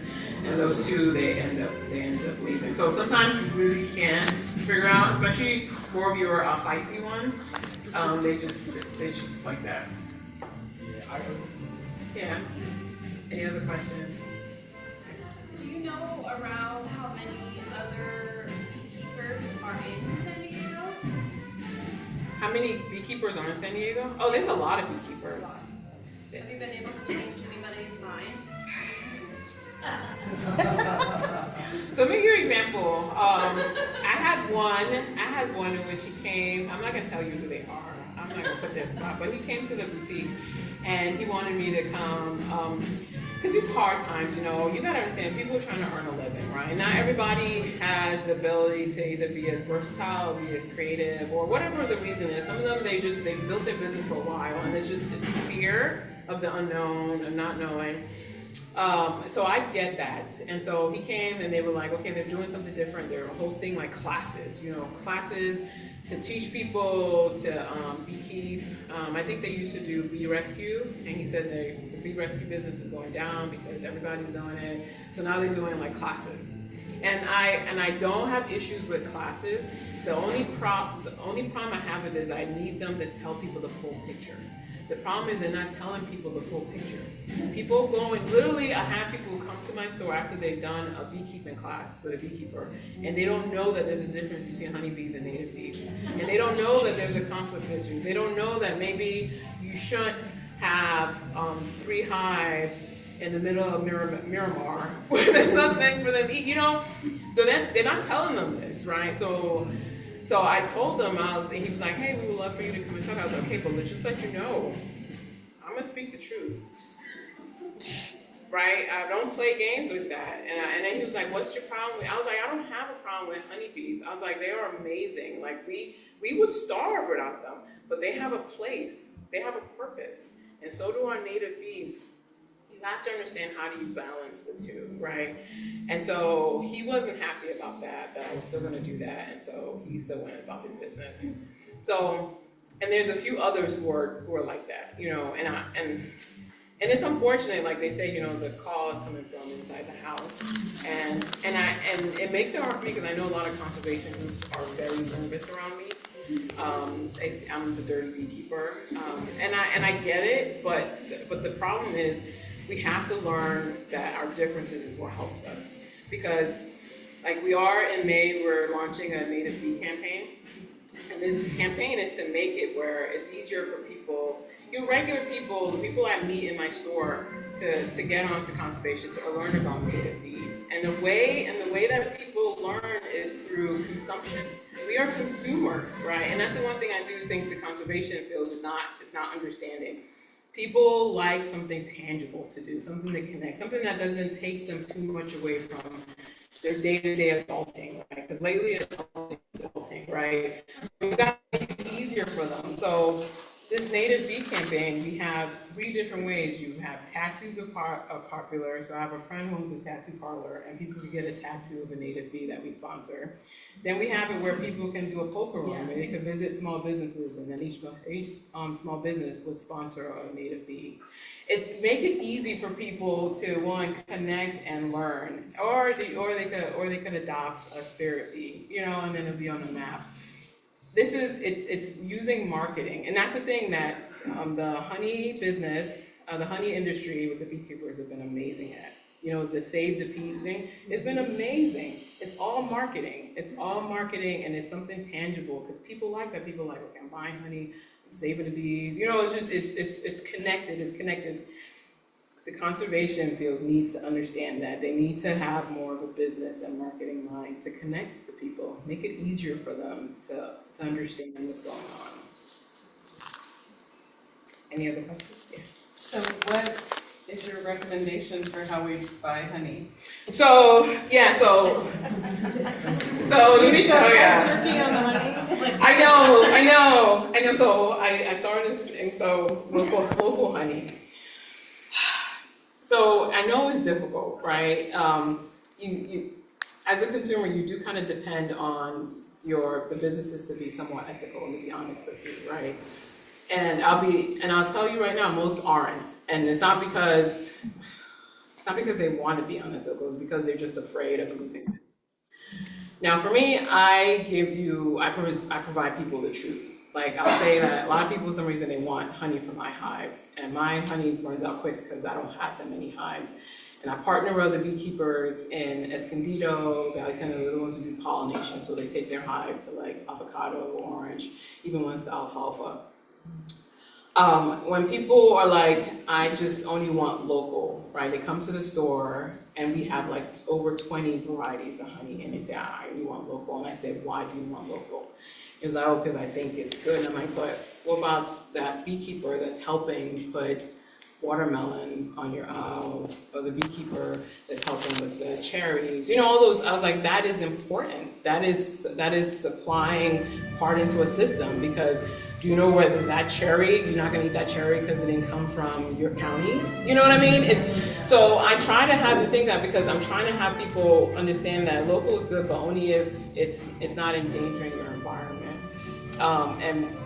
And I think it is hard to ask people to ask, you know, the second question. Like, okay, this is local, but where? Is it hurting the native bees, right?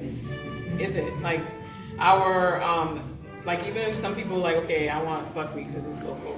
And that's cool, because in Ramona, we have a ton of buckwheat, right?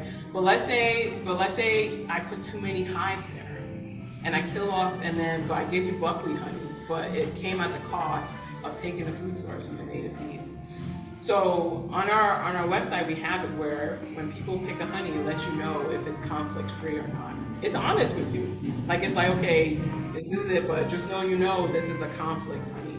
And it makes it, so I'm trying to retrain people to think again, like, okay, all right, maybe I'm not gonna get local honey, maybe I could get plum, you know, and that's part of, that's not impacting the native bees, and it's helping our food system.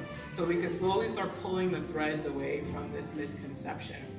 Local is great. I do think you do need to support your local economy, your local small businesses. When it comes to agriculture, especially within the U.S., it's so interdependent, and it's hard to pull from that. Any questions? Any more questions? You can go ask Kimmy.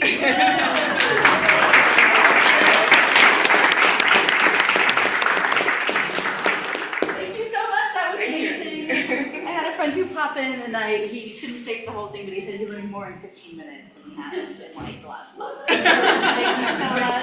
Thank you. You can check out her honey right over that way, and we're gonna have another talk in another 15 minutes or so, right back here. But in the meantime, go get your raffle tickets from the Wild Ones table.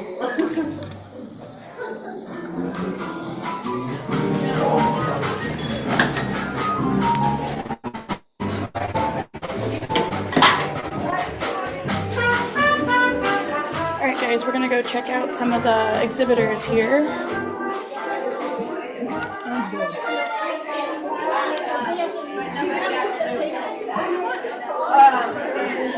Like these guys over here. Alright, I'm back. Alrighty. Hello, hello. Hello, sorry. I can come back. Okay. Alright guys, check this out. We've got a hawk, right? And an owl. So tell us a little bit about your booth. What do you guys do? So we are here from Avian Behavior Conservancy. We're a nonprofit located in Escondido, so fairly local. And we do everything that involves avian behavior. We have experiences. Oh, thank you. Big stretch. We do experiences, falconry classes, education on and off site, as well as conservation and research for birds in the area. One of our big research projects right now is looking at the American kestrel. We're trying to get people involved in this. So if you're in San Diego County and you want to help out, just go to our website, avian-behavior.org, avian-behavior.org, and you can learn about our kestrel research that we do. We also have folks come to visit us on our 20-acre ranch up in Escondido, where you can do falconry experiences. Most of our birds are free-flown, so they fly out in nature without any equipment. They're trained to come back and interact with us, and that's something that you can come experience for yourself. But today we have Gaucho, a Swainson's hawk here.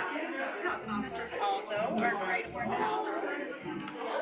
Very nice. These are two of our education ambassadors. They are trained to come out to events and have a lot of experience being called around to lots of different people and help us teach about different birds and tell their different stories, talk about adaptations, everything you could want to know about birds. All right. How old are they? Gaucho is about 4. He was found as a rescue, so he was found as a baby, emaciated, very sick, and covered in ants. But he was brought to a rescue where he was able to get the help that he needed. But he was there for so long rehabbing that he actually missed his first migration. The Swainson's hawk is a highly migratory species. They will fly up to 6,000 miles to get to southern Argentina. And because he was in rehab when his first migration should have happened, he missed it and missed a lot of the learning that he needed to for that time. Aldo was also a rescue. Somebody found him and was raising him illegally, and they ended up actually taking him to dog parks in a dog crate. Wow. So that's how they got found out. It is illegal to try to take and raise a wild bird, so he was confiscated from them. He did have to go to rehab as well, and then he got rehoused to us at our facility, where they have sort of a second chance as an education bird. Very nice. Thank you. Absolutely. Thanks, guys. Thanks so much for chatting. Hello. I'm just live streaming, so if you want to tell a little bit about your booth. Hi, I'm here with Project Wildlife. We're the local wildlife rehabilitation hospital in San Diego County. So we're part of the Humane Society. We have 2 locations, one in Vista and one in Pomona. And basically, we're like the emergency room for wildlife. So when people find sick, injured, or orphan wildlife, they can bring them to us. We have our own medical team, our own animal care team. And the goal is always to fix them up and send them back out into the wild. So in addition to rehab, we also do community education. We like to engage the community and teach them about all the cool wildlife species we have in San Diego. San Diego is one of the most biodiverse spots on the planet, so we are very fortunate to have so much beauty, so much diversity in our plants and animals. So yeah, we're just here spreading the word about rehabilitation and conservation.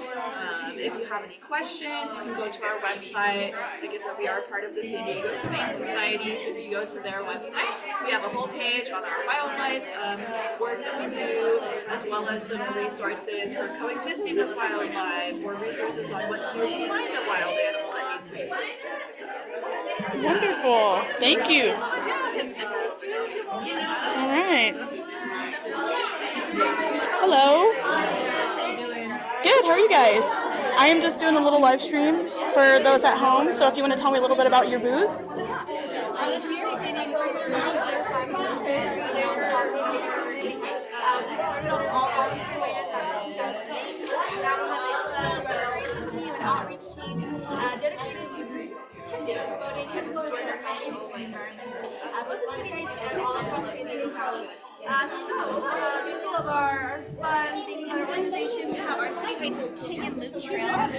We always say it's amazing to go out to the mountains and the desert, but there are urban spaces right here in the city of San Diego that you can always try to stop by. So we have our resources here. We have lots of information about native plants on our website, so we're constantly removing invasives and planting native some of our resources on here. And we definitely encourage you to go to our website, stpunion.org, to learn more about some of the projects that we've been doing.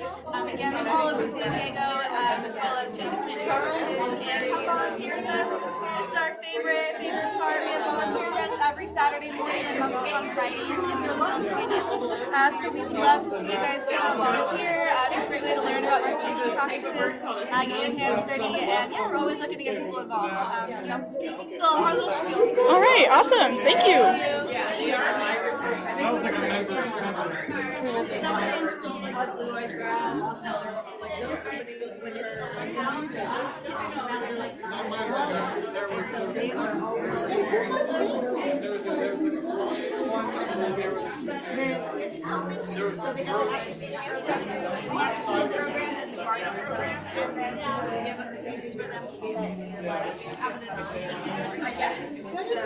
Yeah. Brenda's the best part. You know, what do you call it? Hands-on. Hands-on.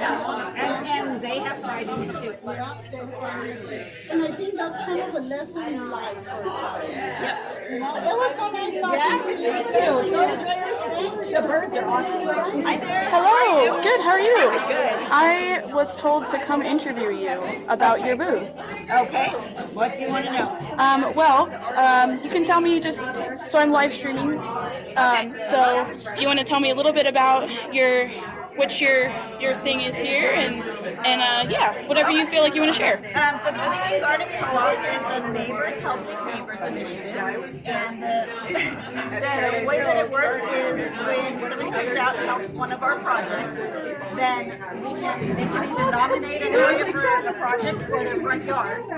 So actually the whole way this garden came about over here was because one of the people that helps out here, Bill, came to one of our Busy Bee projects, and when he came to our Busy Bee project, he said, hey, I've got this other one, so I came down to it over here, and he was like, I saw this, I saw that, and I'm like, what about this area over here? So that is how that pollinator pocket garden got started, with just things in mind. So we are an all-volunteer organization from the ground up. Everybody is volunteers, and we try to promote native plants for native pollinators. So we have the free swag. We also have the stuff from Monarch Fellowship, that provides free seeds for people to grow and give out into their neighborhoods like this. And then the items that we sell are to help us cover the cost of more gardens. That's it. All right. So, wonderful. Thank you. You're welcome. I don't think they knew how many hours. Hello. Did you want to tell us a little bit about your booth? Sure. They were anticipating We have a new nonprofit called the California Native Bee Society. Okay. Within the past 6 months or so. And we're here to educate people about native bees. Oh, wonderful. San Diego has almost 800 different species. Really? Yeah. Okay. California is about 1,600, US about 4,000. And the world, it's just up the estimate from 20,000 to 25,000. No, it was really cool. Wow. I didn't know that. Nobody knows that. But they don't live in hives, they don't make honey, they just pollinate. And they come in all shapes and sizes and colors. Some are fuzzy, some are tiny. And there are even cuckoo bees that prey on other bees. Cuckoo bees? You know, like a cuckoo bird, you know how they lay eggs in others' nests? That's what cuckoo bees do. Oh, wow. How funny. Okay. And there's a lot of different species of cuckoo bees, and they only specialize in certain places. So, I don't know, it's really fascinating out there. And mostly they pollinate native plants. You know, they don't go to things you buy at Home Depot or Okay. whatever. Yeah. Like honeybees. Honeybees are from Europe. Okay. Originally. Oh, okay. And Africa. I see. Settlers brought them over in the 1600s. You know, so that's honey and wax. So did Pollinated they officially tell you? These just grew up here, you know, co-evolved with the native plants over millennia. Wow. It's really beautiful. Awesome. All right, thank you.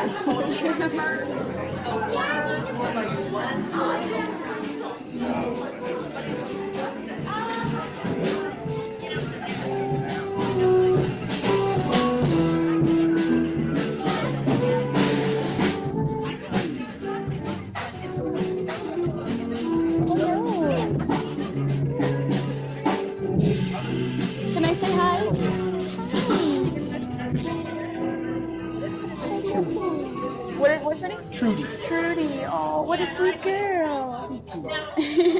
Thank you. Me and that person are gonna do the chase again, okay? Okay. You know that. You know that. Eugene, you want your butterfly? All right, I am back. You're back. With Yay. the live Welcome stream. To Wild Ones. Wild Ones, where we're doing a wild raffle for some native plants and some good kind of merchandise. Yeah. Very nice.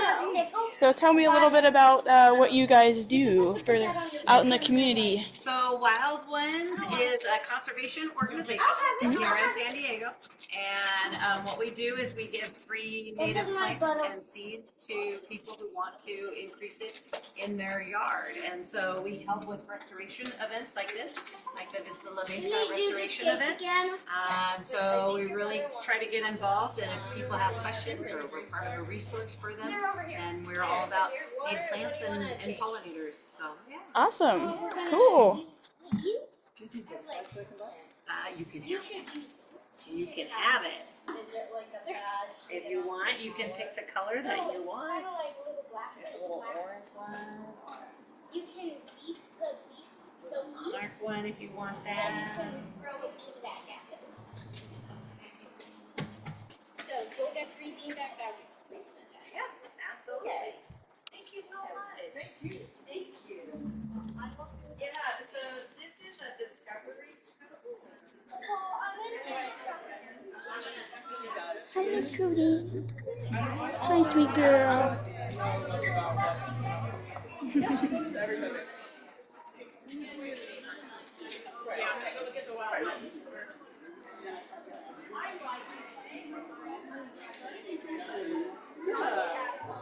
Hello.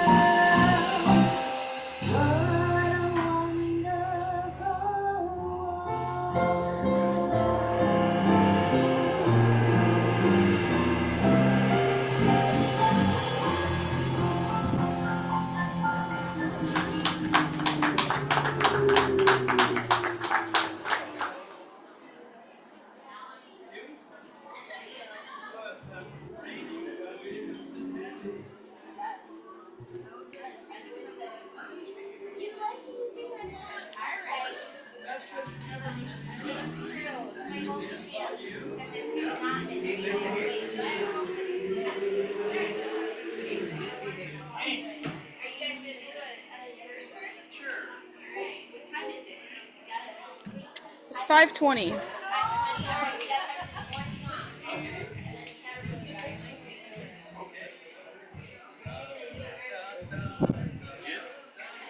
Can you talk through your plunger?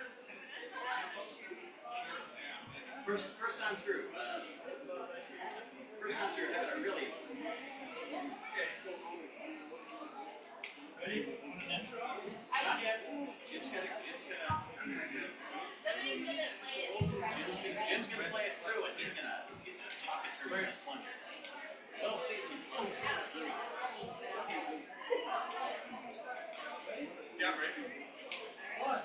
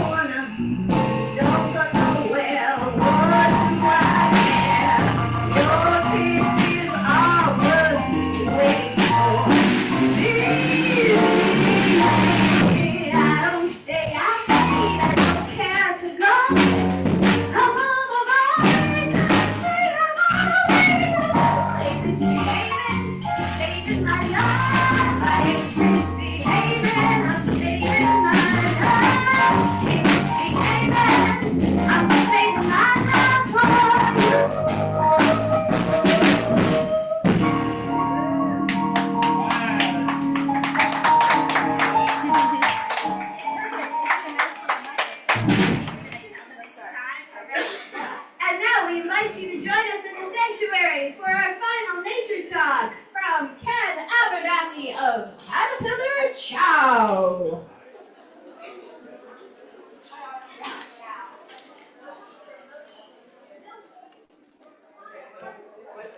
This must be the place. I think it is.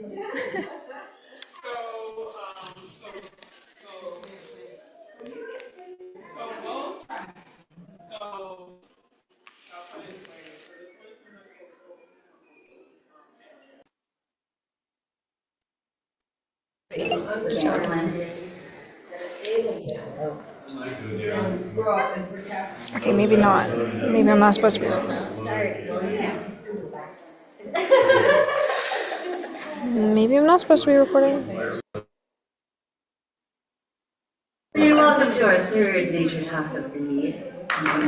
Yay! I'd like to introduce you all to Ken Abernathy. He is our resident nursery expert, and he grows a lot of the native plants that we end up using in, for instance, these sorts of community gardens, and also giving away at our community events so that people can plant natives. So thank you, Ken, for all your efforts. Can't wait to hear what you have to say. All right. Thank you, Miranda. Am I too tall for this thing? I can do it. I can do this. Shout. Shout. What's up, guys? Can you hear me now? Yeah. I don't know how long I can keep this up. Okay, I'm Ken. I'm from Caterpillar Chow. Started out this journey growing milkweed to help monarch butterflies, and I've become a naturalist and a friend of many, many conservationists and scientists all over the place. The bottom line is that there's a lot of things changing in the world, and we're causing some of it, and some of it's happening naturally, and those things are clashing right now, especially in the news. There's like this and misconceptions and all kinds of ideas about what's going on, what's wrong, who's to blame, all of these things. And it's really a big picture issue. So how many of you guys here, with a show of hands, have heard that monarch butterflies are going to be extinct by like 2080? So there's been all kinds of stuff in the news here and there. And it's very scary sounding. And, you know, they focus on overwintering numbers, which unfortunately doesn't really tell everybody the whole story. There's a misconception that all monarchs migrate, and that's just not the way it is. They migrate as an adaptation to getting really cold in the northern areas, and they fly south, like a lot of other creatures do, and they hit a wall in Mexico and roost up. But as temperatures rise, they actually have a Central American resident population, and that population has been moving northward at a pretty steady rate. So in the United States, along the whole southern border, there are resident populations of monarch butterflies living year-round, and native milkweeds that aren't dying back in those regions as well, because milkweeds are perennials, and that doesn't mean they die back every year, just in cold climate. Now, these things moving is actually causing a trend where monarchs are staying put in a lot of those areas instead of retreating, and as they do so, they regenerate their local population every year. Unfortunately, we don't have a lot of habitat in these habitable zones because we filled it up with our urban environments, which started a long time ago with occupation. I don't know how many of you heard the earlier talk from the other speaker. What was her name? She was really good. Lucy. She's a master gardener, right? Yeah, I really wanted to talk to her. But that's how really a lot of this change in our local environment here has started. Now, monarch numbers in the summer, in general, are usually pretty good. They never talk about that on the news because it doesn't sound that scary. They only talk about there's not that many in the overwintering sites. And then it makes everybody kind of freak out, and then there's all this studying, which has been fantastic because the studying has really helped us point the finger in the right direction. Besides habitat loss, which is the obvious one, the real sneaky one that's getting us in the back is this pesticides. The pesticide use is causing havoc in so many ways in so many places, including our own neighborhoods. We're spraying our own stuff willy-nilly, oversprays going into neighbors' yards. We treat massive trees that are wind pollinated, and they spread toxic pollen from systemic pesticides that are in their systems all over the place. And then bees, industrious little bees, flies, and wasps move these chemicals around from flower to flower. And it's a real big problem when you get out towards the agricultural areas because they're using like these commercially available neonicotinoids, which those pesticides are not only toxic on very, very tiny scale, where like only a few molecules does a lot of damage. They're moving through our waterways, and all of us have it in us now, and they're addictive because the nicotine base in them has this thing. So the animals that have become more resistant become addicted to flowers and plants that are treated with them, and then they spread from those to non-contaminated plants. And a lot of other pollinators that aren't resistant die. So it's not the monarchs necessarily that are going to go extinct soon. It might be everything. And unfortunately, money is really running the show in that regard. So California's taken steps, and a few other states have banned neonics for personal use, but commercial use is still okay. And it will be for at least another decade. And that's actually the area where it's hurting us the most right now.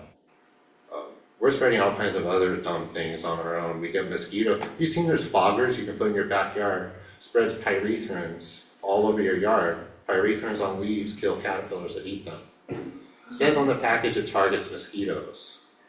And of course, because that's what you're trying to kill, it makes you feel pretty good because it's tricking you into thinking it's not going to hurt something else. Next thing you know, your neighbor who's got a butterfly garden, might be the butterfly lady of the neighborhood, loses all of her caterpillars. And we hear it all the time. I see it constantly on social media pages, which I watch intently, mainly to see where monarchs are and where they're not, all year long. But these stories I'm tracking are pesticide use, pesticide in nurseries, near croplands, but just large-scale housing developments also that have management of the gardens. All of that stuff is being used without any real thought to what it's doing to everybody else around it. It's kind of scary. It's one of those things. The monarch butterflies are changing based on climate change, how the Earth is evolving. The Earth has always been getting warmer. We might be helping it along. However, it's going to happen anyways. All these animals and plants are going to start moving northward and invading each other's spaces, which is how it works. We can help it or hinder it. I don't know if hindering is going to really help us in the long run, but those are the things that I'm trying to help people prevent by really bringing all of this stuff back into the urban environment where we're lacking it the most. Our connection to nature is dwindling constantly. I mean, screen time, concrete, asphalt, buildings, giant high rises now to house all of us. And we've changed the watershed. We've altered it from the beginning. And now we have to figure out how to fix what we have so that we can hold on to as much as we've got. Some stuff is gone. And in some areas it probably won't come back. However, you guys just plant some pollinator plants in your garden, it's going to help a lot. And then your neighbors and those neighbors, and just telling them, hey, please don't spray. There's a lot of alternatives to it. And we've proven it, so it's out there. So there's a lot of available benefits to having host plants in your yard. The host plants call predator bugs that eat all the bugs you don't want on your veggie garden. You know, your veggies are cultivated plants to taste good, they smell good. There's only a few species of plants involved, but they don't call predators anymore when they're being attacked by aphids and caterpillars that are eating them. Your milkweed and your other host plants, however, do that for you. So if you plant those together, it helps to benefit your whole garden community, and then you can stop using oils and sprays and stuff like that. That really kills everything around it, not just what you think it is. So there is that. I think that's a good, there's so many people here because you care. And I'm hoping that through you we'll reach people that don't know, because then when they know, they can decide to care. And that's kind of the secret to the whole thing. Getting people out into the wild, it's hard to do right now. There's money, gas right now, everything like that. But if you can bring the wild to them, which is kind of what we're trying to do, that's what we want. So are there any questions about any of these things that I'm talking about? Snake repellents are bad. I'm sorry? Snake repellents. a lot of repellents and things like that, just check the labels and then see if those chemicals or whatever's being used in them is known to be a pesticide. There's a lot of stuff that's just smelly, and there's like, a lot of herbal things. I'm not really familiar with snake repellent. I've never tried to use it. My neighbor is telling me like they are going to do something. So, and then. Ask questions for sure. Yeah, that's a good one. I haven't even looked that up. I'll look up snake repellent too. Have any of you used snake repellent around your house? I mean, it sounds like a logical, reasonable thing, right? So, but we should check on that. Possums eat snakes. Right, if this is a poison or something like that, it could affect more than just snakes. And think about that, if you buy something to kill rats or mice, like tomcat dates, if those mice don't die, they get eaten by birds of prey or other animals, and then they die, and it's a real problem right now. It's actually huge. So we should have so many more smaller birds of prey in town helping us with all of the other little animals, but because we're poisoning the little animals, we're killing them too. And now we got left our house cats. And people are afraid to have house cats out because they think they kill a lot, but it's actually, they're filling a niche in a lot of areas. If I didn't have my cat in my farm, like gophers and bunny rabbits and stuff like that would wipe me out because we're missing so many. And we have a lot more birds of prey where we are because we're closer to, we're really rural out in Lakeside, but it's a hop, skip, and a jump between one thing and the other. Everywhere humans live, they're going to see less of something else. So we can fix that all up. I wanted to talk to you guys too. I don't know how much time I have because of what's been going on, but there are a lot of native species of milkweeds that you guys can get. They're just from this region, and we grow and sell a lot of them. But everything that we sell helps us produce plants so that we can put them into these installs and do these restorations and stuff like that. So we're finding out that those salvias and some of these other plants that are underutilized are actually really important to some of our endemic pollinators. So because they've grown here and they've adapted their nectars to attract some of these things, you can get a really good cross level of different endemic pollinators by planting just a few very specific species of plants. Asclepias are one of them, which are the milkweed class. And the salvias are the other one. Those are my two favorites. So you can talk to the bee people, the San Diego Bee Society, or is it California Native Bee Society? Keep calling them San Diego because they started here. But yeah, they have a list of a lot of those that they've been studying. So if you pick up plants that help those little bees, they actually help a lot of the other pollinators. And I've been seeing some really cool bugs with some of these cool plants you can't get in a lot of places now. So we're selling a few. And we're going to try to produce a lot of very specific, hyper-specific, native pollinator plants for people to add and see what happens. That'd be really neat. Any questions about that? Anybody learn anything new? Oh yes, go ahead. I don't know if this is off topic or what, but do you have any tricks for killing? Because I don't use Roundup or anything like that, but I've got these really giant weeds that are coming up through the cracks. So I've heard about boiling water, pouring boiling water, just tricks to kill without using chemicals. That's a hard thing. Tricks, I mean, removing them by hand is the hardest, but it's the best. I let them go too long. They're thick and they're deep and they're in the cracks, right? Just chop them off and hope for the best. Yeah. More concrete? More concrete, less concrete. Keep the cracks and widen them out, throwing native annuals. Yeah, it's next to the garden, but I don't want to damage my landlord's, sidewalk and, driveway. Give him my phone number. We'll talk about it. Yeah, I've heard vinegar too. I could try those. I don't Okay, know. I'll just top it up. You gotta dig in there and dig it deep and get that root. Right? Yeah, so you think about vinegar, you're adding, a whole other thing to your soil too. So, how about you? Any questions? To what scale does southern agriculture affect the monarch butterfly population? That's a deep, hard question right there. I'm on the record, right? So, I would say it's a very large impact. So there's areas where certain times of year, for some reason, these butterflies just disappear.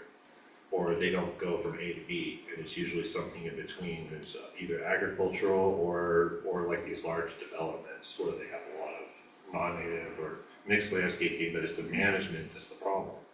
So like the Rampant Spring, I have seen, I don't know how, if any of you guys know how milkweed pollinates, but it's pollinated kind of like orchids through pollinia, and there's little slots in the corolla in the center of the flower, and the bee or wasp or whatever with a hooks on its leg, gets stuck in there. And then when it rips its leg out, it's got a pollinia hooked on there, and through that mechanism, they travel around and pollinate the plant. But sometimes, especially if the bugs are weak, they get stuck and they can't get out of the flower, and eventually they die there. And some of these crop areas where we see where there's easements that have milkweed and some other pollinator plants in them, where we can tell when they sprayed because all the honeybees will be stuck to the milkweed flowers, struggling. But it's really sad. It's kind of one of those times, you know, you just, it's like the Lorax, right? So, yeah, you can see it directly if you go and you know where to look and when, but if you pay attention when people talk about, all of a sudden I have butterflies and they're gone, you can do a little sleuthing. In addition to that, have you talked to big agriculture companies about changing the ways in which they spray pesticides on their foods? I have not, because as I stand back here and look at all of this, I feel really small. And I don't really feel like I'm going to make as much of an effort trying to talk to them directly as I can, hopefully changing some of the culture around the usage of it. But maybe I can have a bigger impact that way. It's not bad to tell the bad guys you think they're doing something bad, but I don't know how hard they're going to listen. So I don't know if that was a downer or not, but I mean, yeah, there's a lot I wish I could do. I wish I could just be like, don't you need to be like, oh, I'm so duh. Like, of course we'll stop. Alternate universe, probably. I don't know. But, you know, that's a great question. If every one of us did that, I think that would have a lot more of an impact. They've definitely changed their phone number for sure. You know.